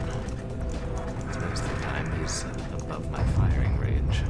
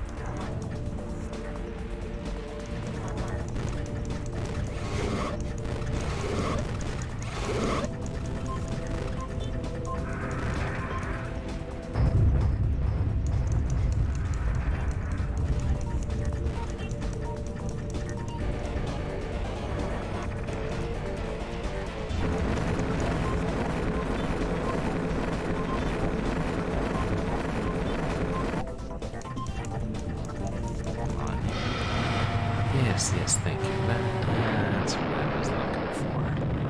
That's, yeah, explosions.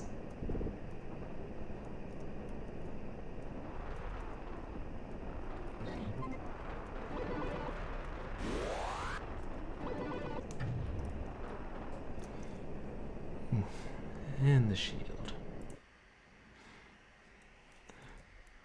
Which is of limited use to us now that, you know, the boss is dead.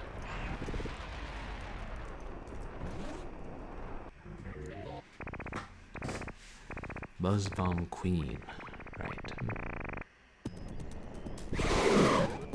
Black hole.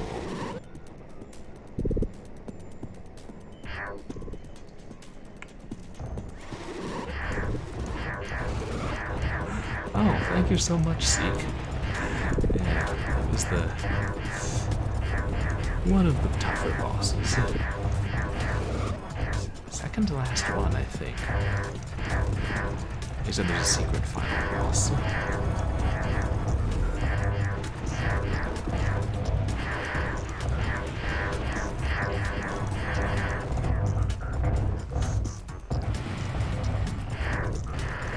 Should just stick to one side.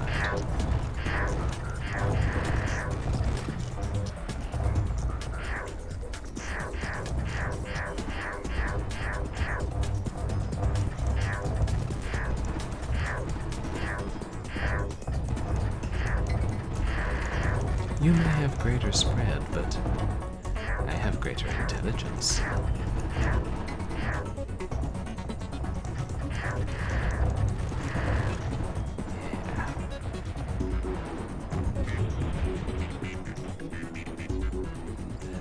Arrows. Oh, yeah.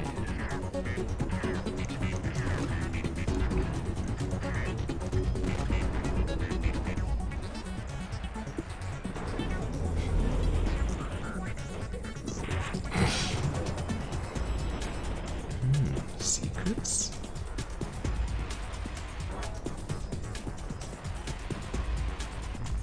I'm invisible, can't hurt me. Oh, wait. Well, that's enough secrets for one day. Secret ways to die.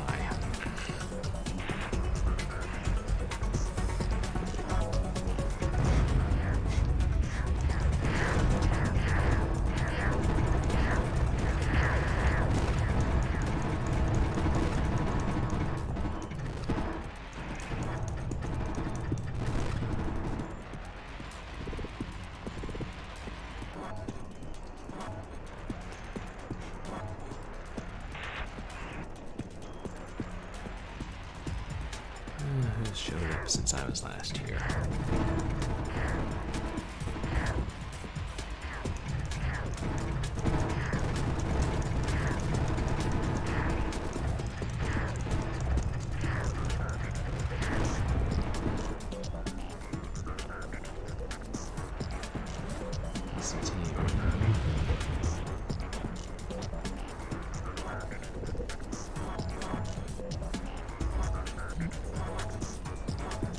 Nothing much here. Hey! Abracadaggers, welcome in. How are you doing tonight?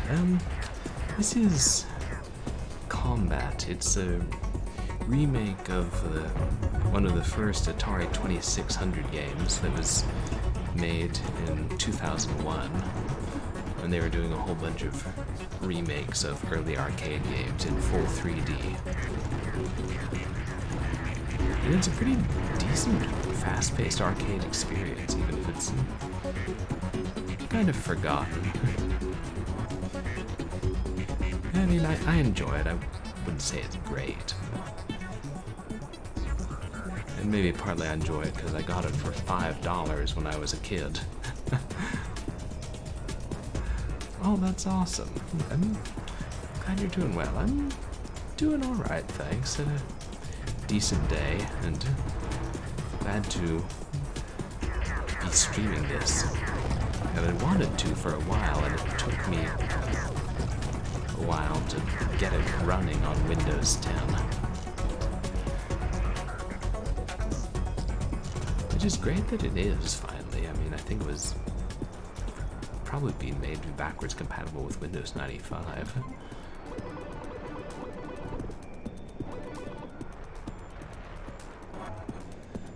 Are you having a good week so far, Abracadaggers? Another thing I was going to say about this game is weirdly, it has joystick support, but up and over relay, but no mouse controls. And I don't know if it has any gamepad controls. It's like mostly just keyboard. Surprising they didn't have a mouse. I'd imagine it's easier to play with a keyboard. I mean, with a joystick.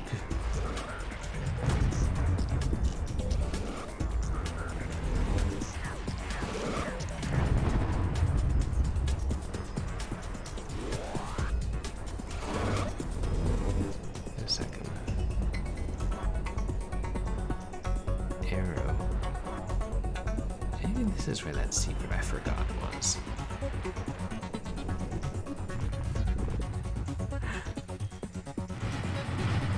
It looked like it was, and I overshot it.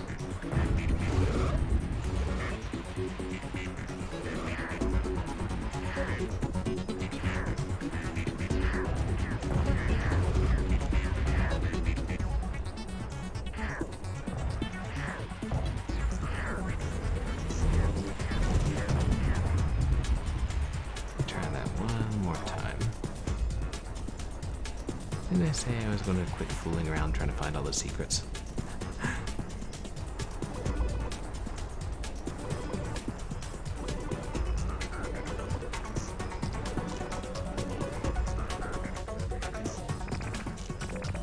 Interesting, I noticed some of the exits are different colors.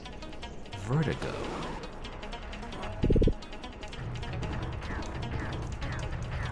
Vertigo. Hey, wasn't that an Alfred Hitchcock movie? Yeah, seems like it was. Yeah, I can't remember what it was about too clearly. There was no rear window.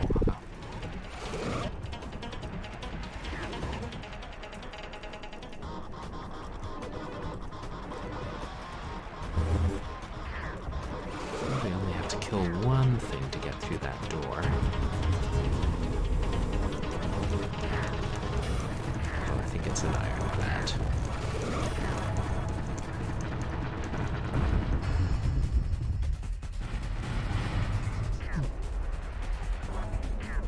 Perhaps not.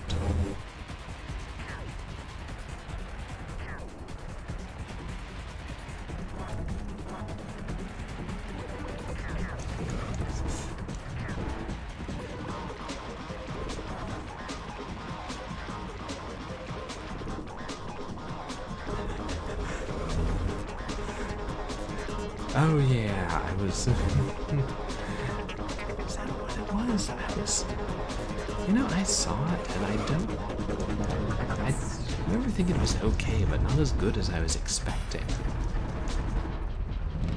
And I kind of remember the ending, but I don't want to say it because I don't want to spoil things. I probably ought to watch it again. He's a good actor.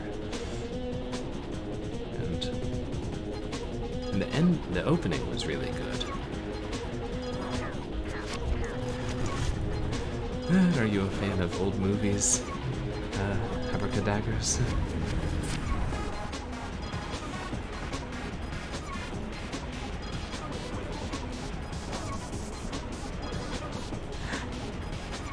I agree. It's like a great opening.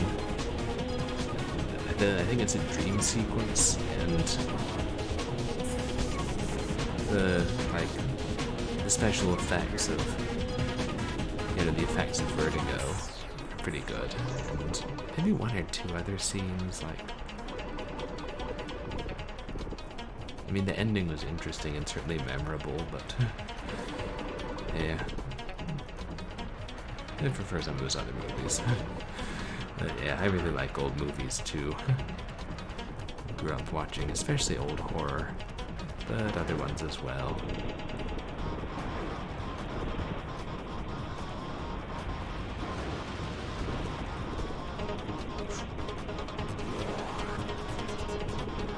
anything will help you get over your fear of heights, it's gonna be this game.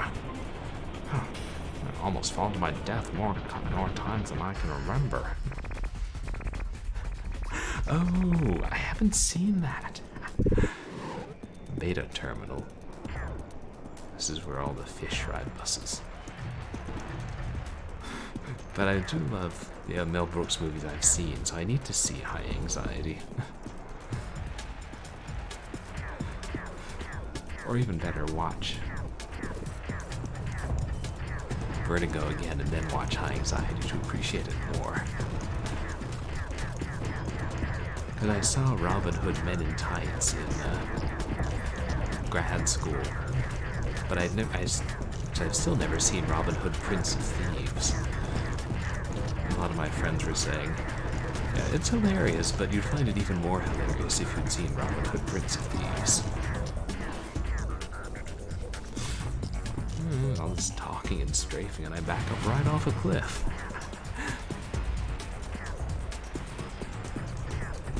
We ought to put safety rails up around this place.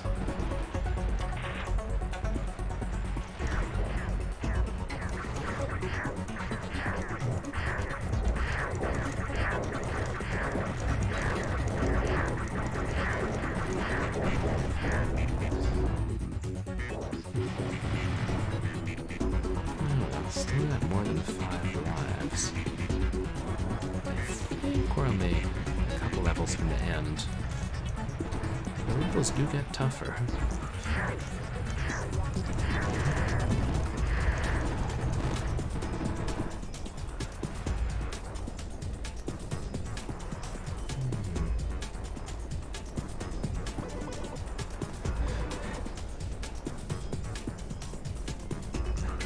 Oh. Yeah, I think... I mean, I like Men in Tights a lot. It's really funny. And Disney's Robin Hood is one of my favorite Disney movies ever.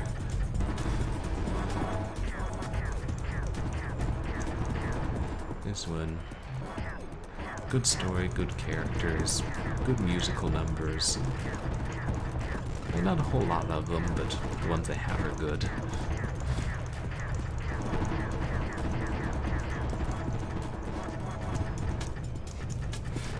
And the voice actors are good.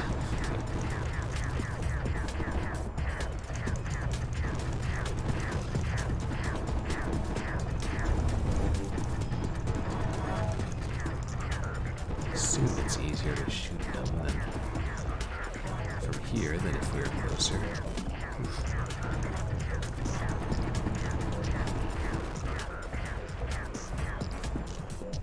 It's harder because these pillars of glass. It's like you can see through them, but you can't see the enemies behind them.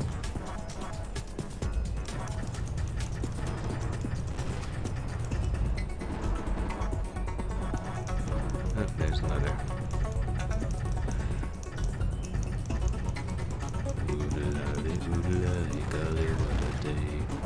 There.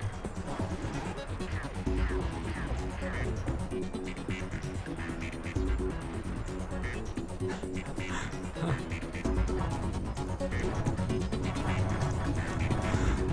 Yeah, I can see that. Disney's Robin Hood inspiring a lot of people to be furries. Those were some quite good-looking foxes. I think I first saw it when I was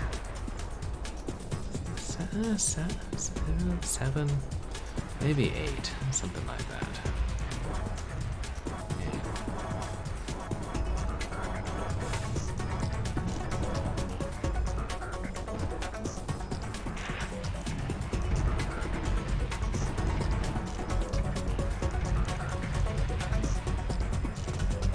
That was one I remember reading about. It had initially had a different ending. And they even filmed part of it, but it still hasn't been released on DVD or Blu-ray as of a couple of years ago. Still locked up in the Disney vault.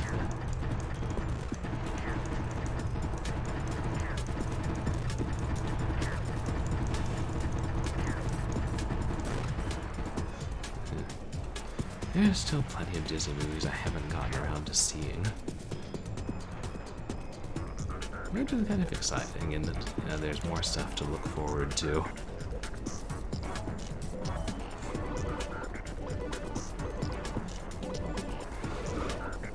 Yeah, I'd read it on somewhere online, like Robin Hood gets wounded, and I think they do more to make you think he's dead. But also King Richard is more of a character, like, I think it said he dresses up in disguise and, like, tries to fool or sneak past Trigger and Nutsy. And they, like, showed a clip of it on some Disney TV show in the 80s. So it's like the footage exists. It's so weird in the, you know, these days of DVDs and Blu-rays and the internet. There's still footage for some movies that was filmed but hasn't been released. Like another one I think of is Hocus Pocus, in which there's at least one scene in the trailer that still wasn't in the DVD.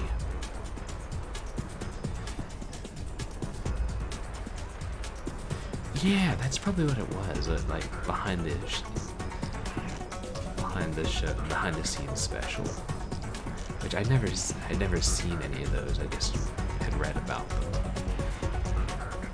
I always love, you know, behind the scenes kind of stuff. It's so fascinating to watch and see what changed and why.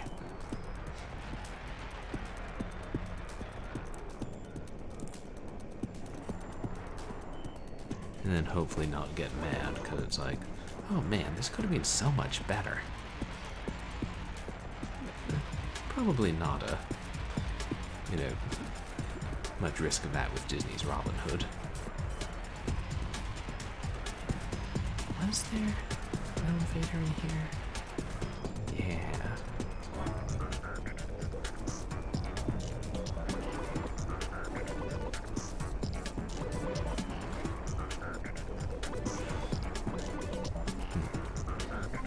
There have been a lot of good versions of Robin Hood. There's one episode of The Muppet Show where they did a retelling of Robin Hood.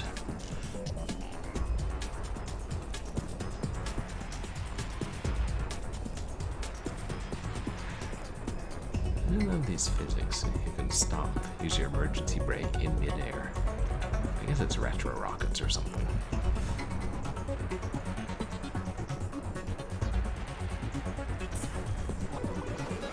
Oops.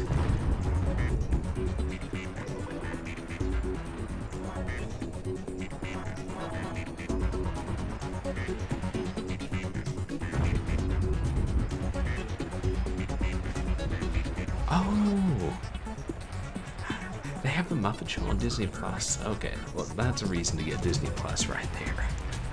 I thought so, because like, I used to watch it reruns on Nickelodeon when I was a kid. And then when my baby sister was like in 3rd grade or something, I got her the first season on DVD and was rewatching it, and it was still surprising how good it is. I mean, you can see it would hold up better than a lot of things, because I mean, cartoons or CGI might be more likely to look dated than the Muppets, and I mean the writing, since it was like a variety show / sketch comedy, they didn't have to worry about, you know, writing for kids or for adults as much.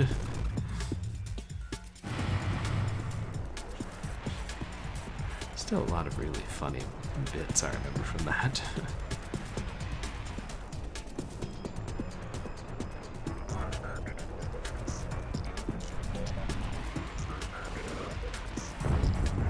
I've never done a full rewatch like of the whole Muppet Show, which I probably should.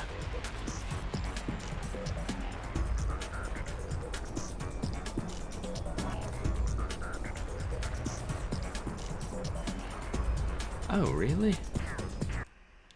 That's strange. Let me see.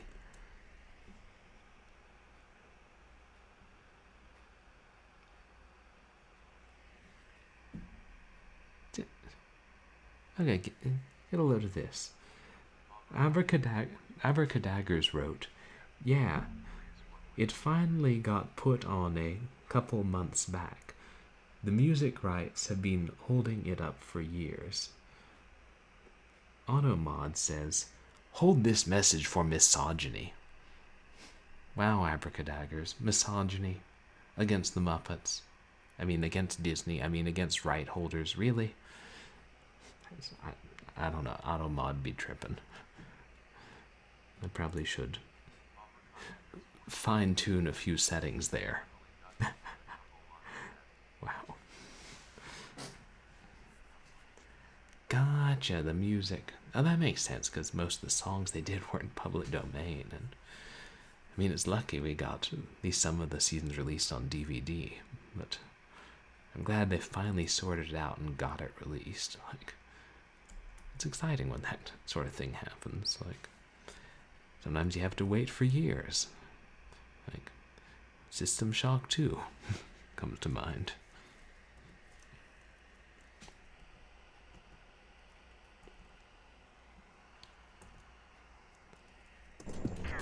Very good.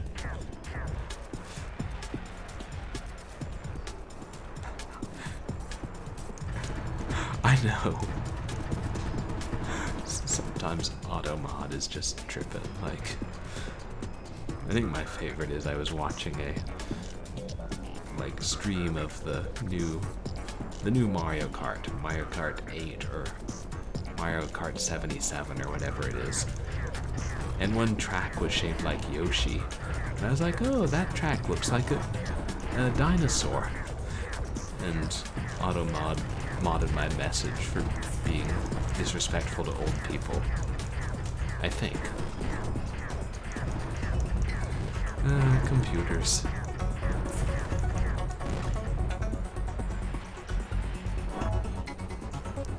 One more ironclad.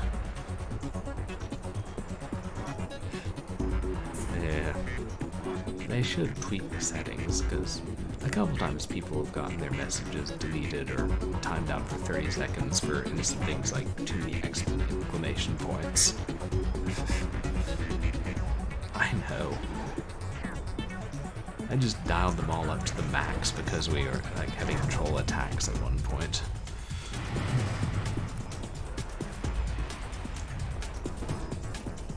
Oh man, I have to go all the way back to the beginning.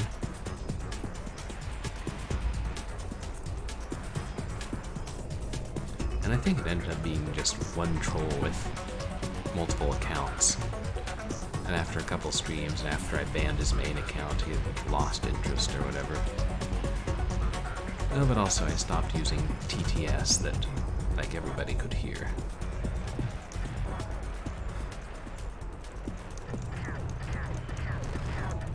Misogyny. I'll have to read that message more closely and see if I can even figure out how. In what bizarre realm Autobot or Automod could have read that into it.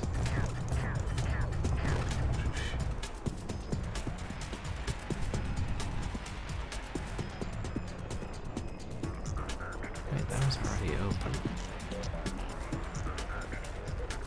Oh, secrets. Nah, I can't either. I mean, I can't get inside a computer's mind. It's like, who knows how they think? Assuming they do think.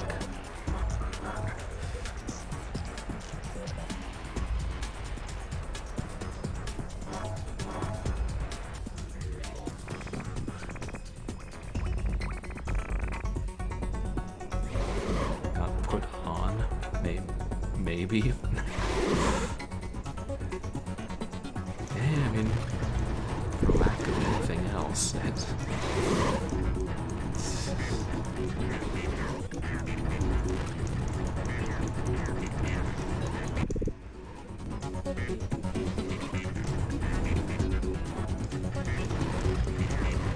oh, they infinitely respawn.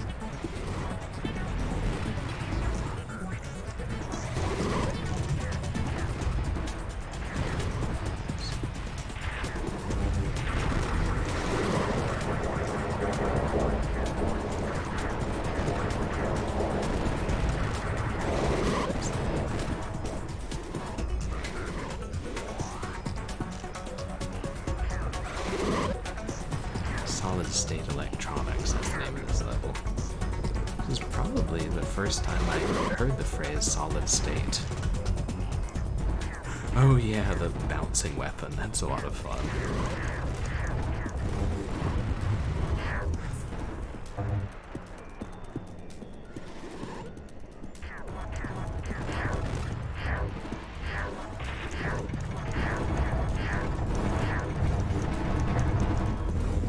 Oof.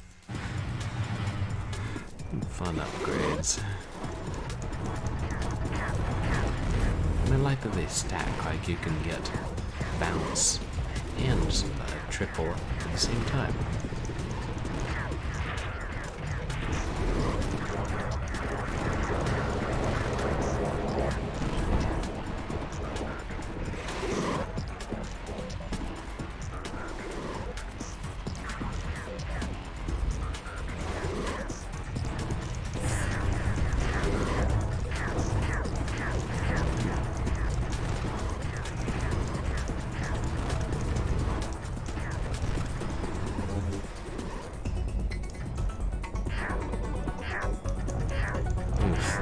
These guys.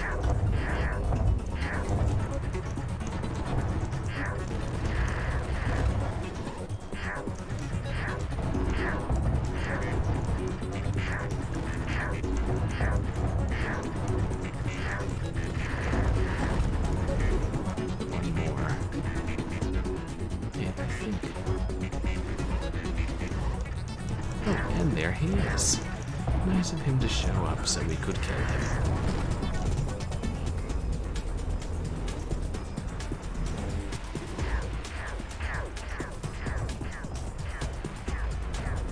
This level's such a maze.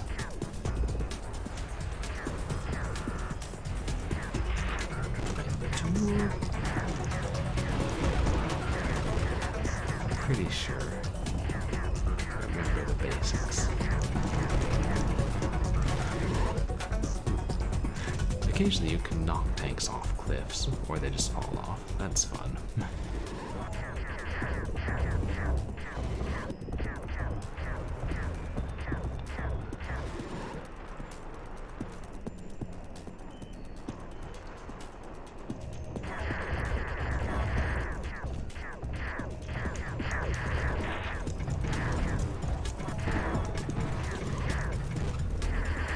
It's a freaking ironclad.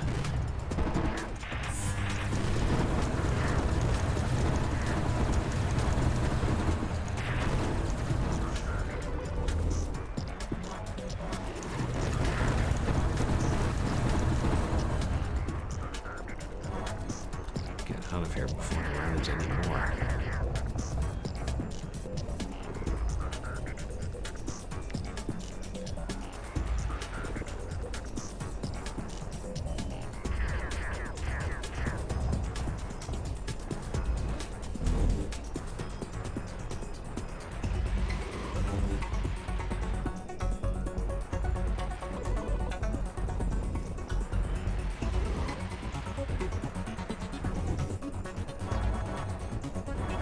I swear the eggs are in different colors, like this one has one light colored line and one dark colored line moving up and down it, but sometimes they have one light colored line and one, you know, slightly darker line.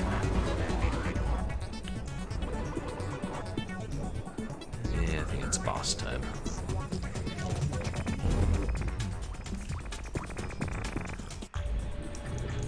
System terminal.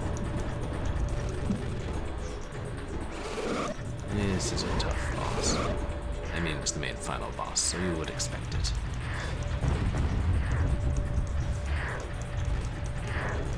But part of it is, it's not really clear when you're hurting him. But basically, you can shoot out these giant laser guns.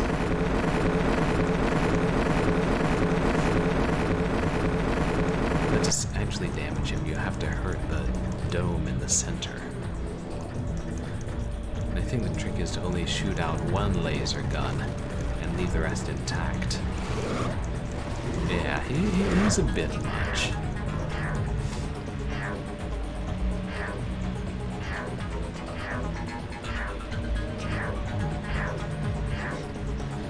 least the giant lasers hurt all the little enemies too. Of course, they hurt you as well, but there's that.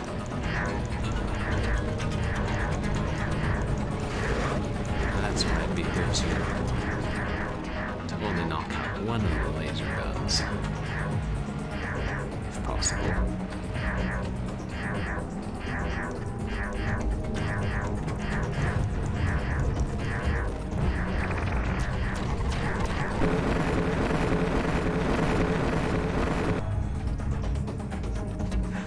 I'm not doing well. Thank goodness I stocked up on knives.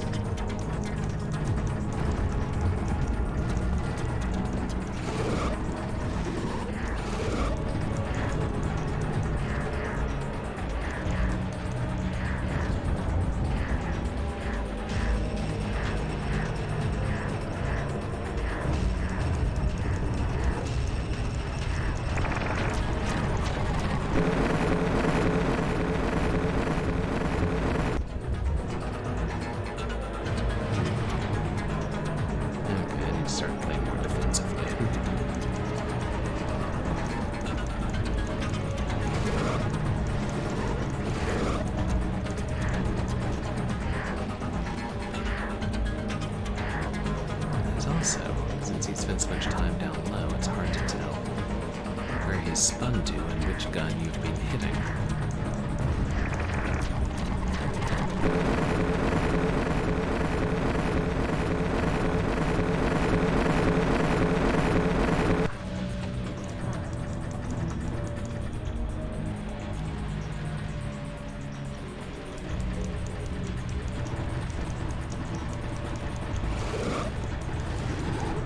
Okay, that's one down.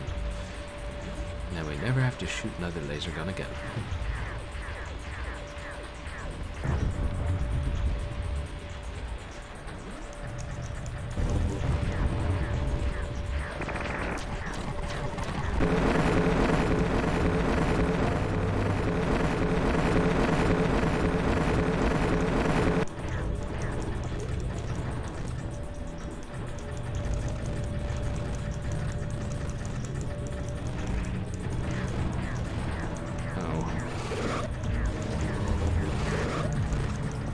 Zealousness may seem to have knocked out two.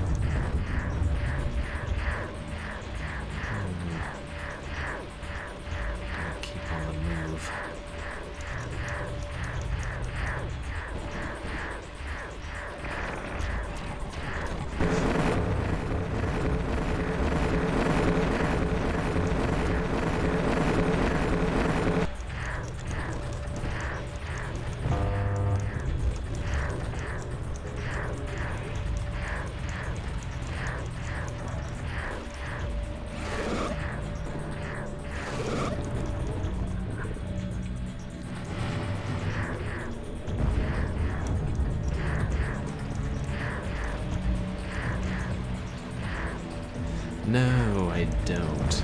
I got a fair number of extra lives earlier on and didn't die a whole lot in the earlier levels, so that's why it still says I have 5 plus. I did start the game with 5 lives instead of 3. Still. Yeah, because I've lost track of how many I lost.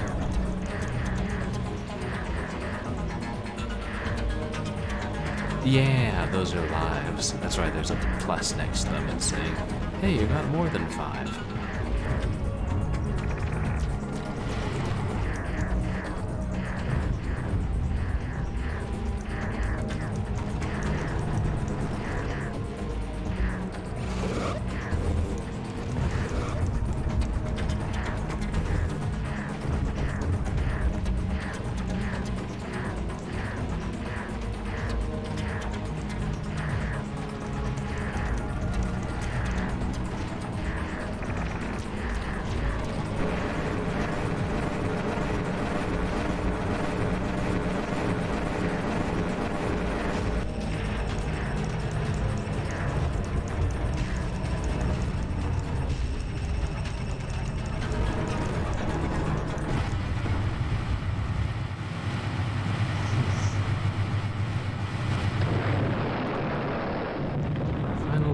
Dead, except, oh wait, other boss, Utopia.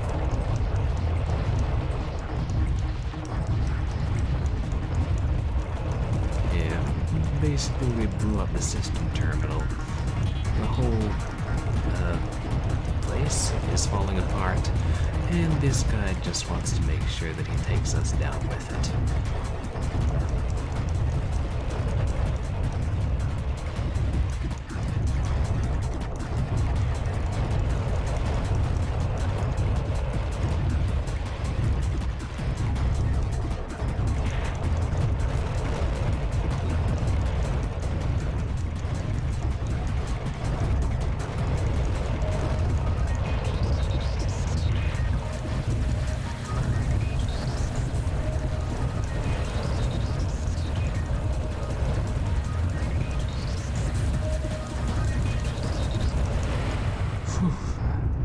That was close.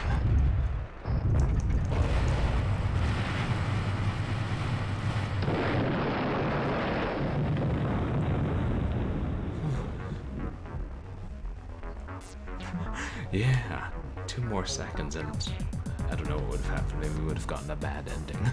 But thanks, I appreciate it. Not much of an ending sequence.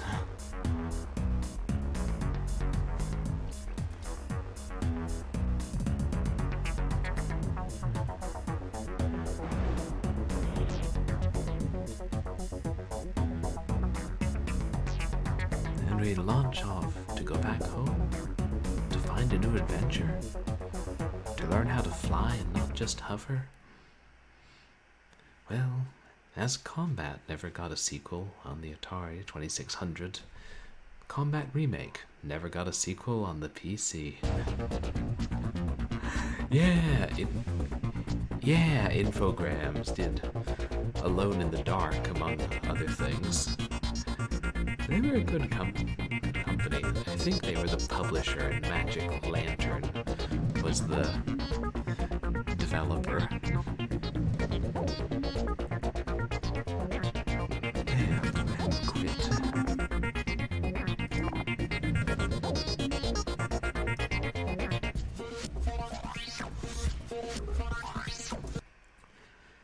Because I think the only thing that it unlocks when you finish the game is a boss rush. And we've seen all the bosses. Yeah, that was... You know, some of the reviews didn't think it was that great, but I think it was overall a pretty fun game, and I mean, combat was so much more basic than most of the games other than Pong that they were remaking at the time, so they kind of had to pick a direction to go with, and I think the futuristic kind of almost abstract or almost inside a computer feeling. And it worked. Because it had that feeling like maybe when the original was released, maybe this is what they thought the future was like. And yeah, the controls, that's the thing. It's a shame it didn't have mouse control, but the keyboard controls were really tight and really well programmed. And yeah, the fact that you could turn and strafe so easily, and it was so integral to the game. I mean, yeah, for a fairly quick arcade experience, it fits the bill, and it's good enough that it's kept me coming back and playing over the years.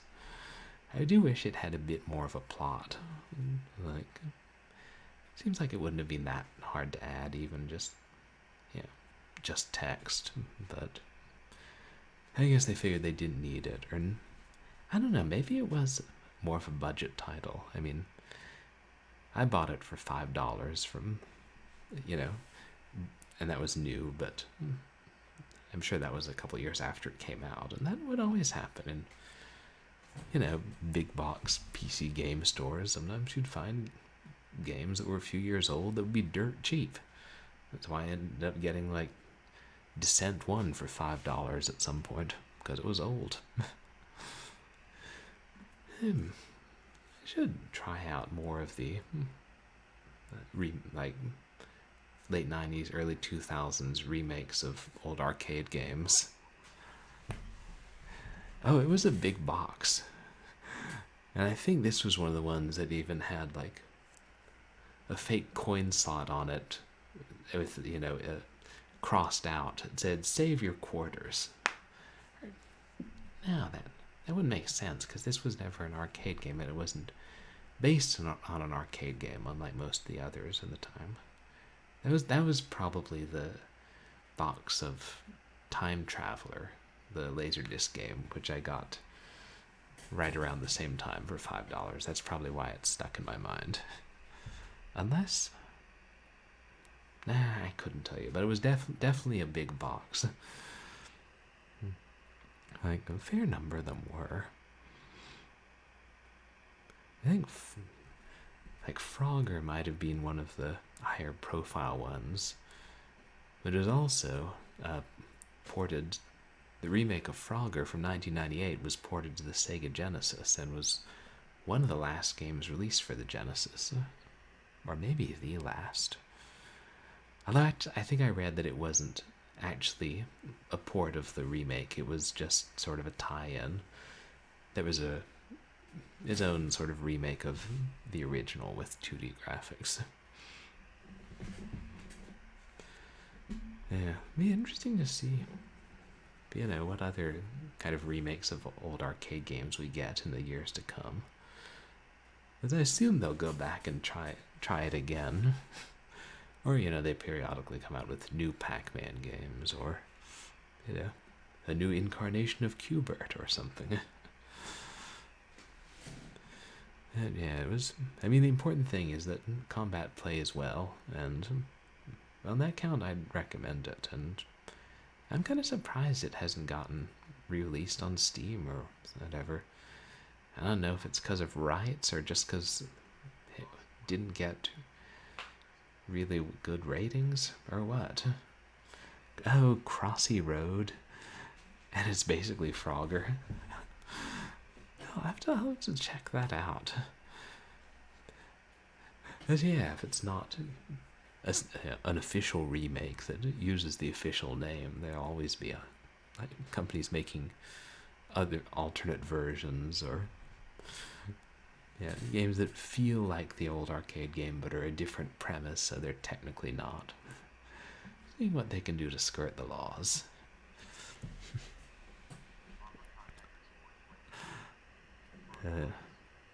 Frog-likes, right? It's like roguelikes, but for Frogger. And boy, I think Pac-likes would probably be the biggest subgenre like that. I mean, ridiculous numbers of Pac-Man clones and rip-offs and things. Some of them pretty good. we'll go ahead and raid somebody, but I'll just tell you guys what's coming up in the future. As you know, I'm a variety/retro streamer, and on Saturdays we do Short Horror Saturday, which I was thinking of doing something more retro again this time, like I kind of try and alternate. But I did potentially find another FMV game. I haven't decided what I'll do for Short Horror Saturday. For Sunday, we're going to be continuing the Hardy Boys, The Hidden Theft, which is an adventure game based on the popular book series. I don't know if we'll finish it. I should look up and get a feeling for how much of the game is left. It's been fairly enjoyable so far. And then next Wednesday, we'll start a longer game. Since for the last couple Wednesdays we've just been playing shorter action games, and I don't know what it'll be yet. As usual, I have several different ideas or things I feel like should I play this or should I wait and play that at a later date? Oh right, Sweet Home, because yeah, like I was hearing, maybe you were the one who were telling me about they did a translation of Sweet Home for the NES that you can play on PC now. And you know, I never was very good at those kind of turn-based RPGs. I know it's more of an RPG adventure hybrid. I will check that out, and maybe I'll play that next, or at least, I mean, I'm sure I'll play it at some point, because I've been curious about Sweet Home for years, since reading it was like the very earliest start of survival horror, kind of. And I want to play other, like, old survival horror and horror games in general on stream. Like, we played Ecstatica not that long ago, and I'll at some point play the original Alone in the Dark trilogy. Oh, Resident Evil was intended to be a remake of Sweet Home. Wow. I didn't know that. That's pretty cool. I wonder if it would have been better if it had been, or if it turned out better being its own thing. And that's another thing. I will play Resident Evil. Probably the PlayStation version, since I have the PlayStation and GameCube version, but the PlayStation version you can play on the PC, and the GameCube version you can't. But I'll probably wait. I'm trying to get a new PC soon, like a budget desktop that's just a couple $100 and good enough to stream. And once I get that, I'll have more USB ports, and I can plug in this nice game controller and use that for Resident Evil.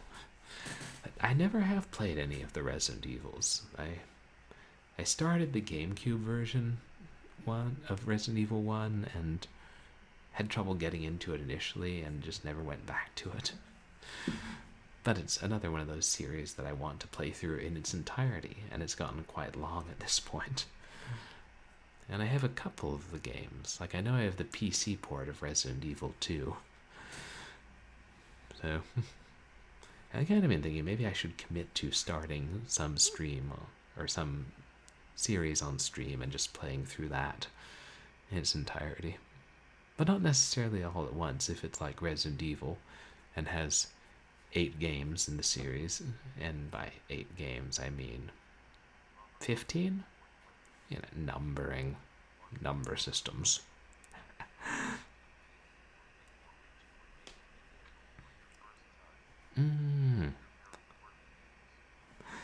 Yeah, I gathered they're pretty quirky, and like, I thought maybe since I'd played Alone in the Dark 3 before, I might be more familiar with the tank controls, which Ecstatica also had. But yeah, I've had enough people tell me that the GameCube version is better. Of the GameCube remake of the original is probably the best one to start with, but It's just frustrating since I have a GameCube back home and I have the game, but I would need a capture card or something if I were going to play it on stream. And also, probably to haul my GameCube out here.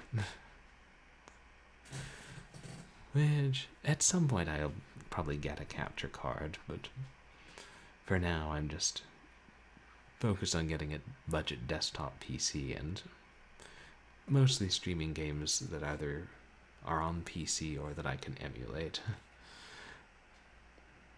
And it's nice that I still have plenty of, PC games on CD-ROM and stuff to play. Oh, right, I found, last week I have a copy of Murder Makes Strange Dead Fellows that I had forgotten I had here. Maybe I'll play that for Short Horror Saturday. It's supposed to be an interesting time. And I also found a copy of The Seventh Guest, which I have here, so maybe that's another one I've been meaning to play. Maybe I'll start that next Wednesday. Yeah. That's the thing. I think my understanding is there's no way to play GameCube games or GameCube discs on the PC because, in addition to making them small, Nintendo made them spin the other way than normal CDs to combat piracy. So good job, Nintendo, you combated piracy. Hope you're happy 20 years later. And I mean, I wouldn't be surprised if GameCube ISOs exist in some form. Which, if I have the physical game, it's technically legal for me to play that, I believe. My lawyer hasn't told me it's not. Granted, I don't have a lawyer. Yeah, which I guess it was at the time. I don't know. Not that the GameCube was as big a seller as some of the others.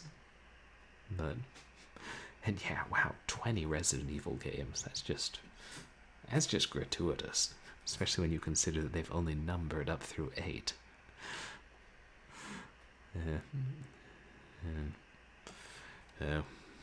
That's the good thing. There are so many horror games that I haven't played and put off playing that I'll get to play on stream now. Because streaming is almost an excuse to play the games I've been putting off.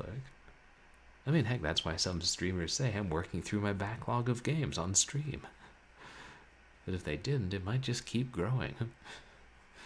Maybe less so now that you don't find them used quite as many places, but then there are the Steam sales, which are almost as dangerous as a good library book sale. Let's see. It is getting late, and I do have work tomorrow.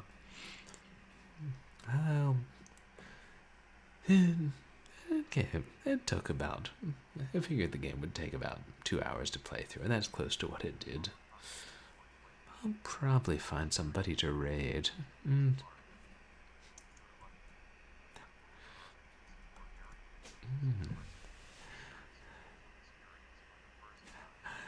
That's true. It is exciting when you get to experience something for the first time, and I'm glad there are at least a few really good games in the Resident Evil series. That's what my roommate was saying about BioShock Infinite, which is one of his favorite games ever, and he was saying he wishes he could go back and experience it again for the first time. Which reminds me, that's on sale on GOG. Maybe I should talk myself into buying it. Or talk myself out of buying it. There's two very viable options.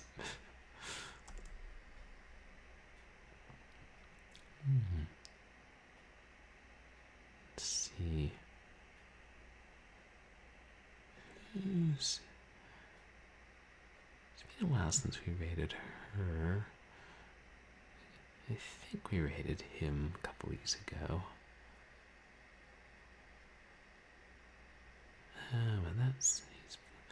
Oh, we should probably raid our friend oldskooljay, because he's playing Flight Simulator, the 1998 version. So, He's also playing a 3D game from right around the same era as Combat. It's probably a slightly bigger budget, and maybe slightly less combat in it, and slightly more flight. I don't know, I never got into the flight simulator games. I mean, unless you count Afterburner.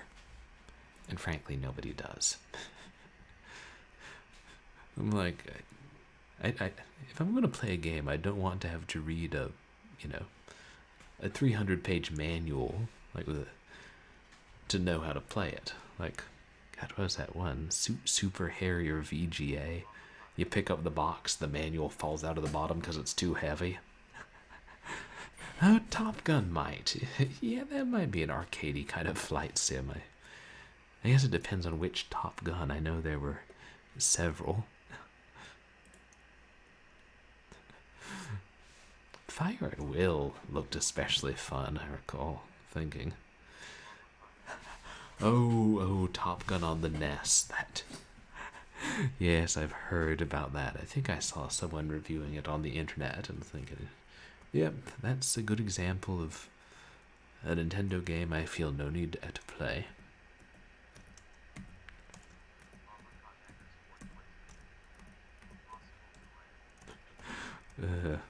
And landing's an important part of the game, so, you'd want to be able to land if it's a flight sim. I assume. But what do I know? I've never been to pilot school. Yeah, I tried. I found out I was legally blind. Kicked me out. Then some guy with a broken neck kept trying to kill me as I wandered through old hotels. Wait, that was some other David. I don't know. I always get myself mixed up with that.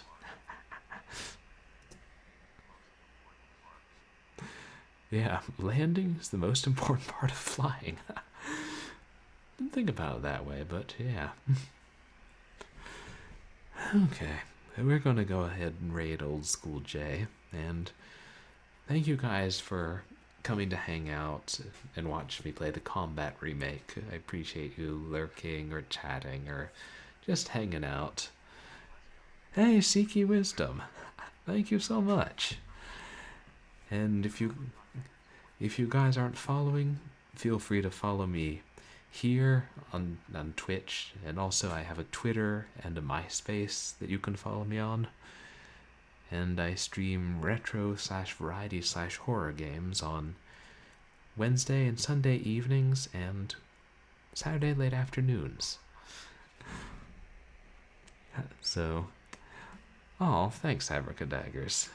Yeah, I hope everybody has a good night, and yeah, I'll see you here again, and please say hi to oldskooljay.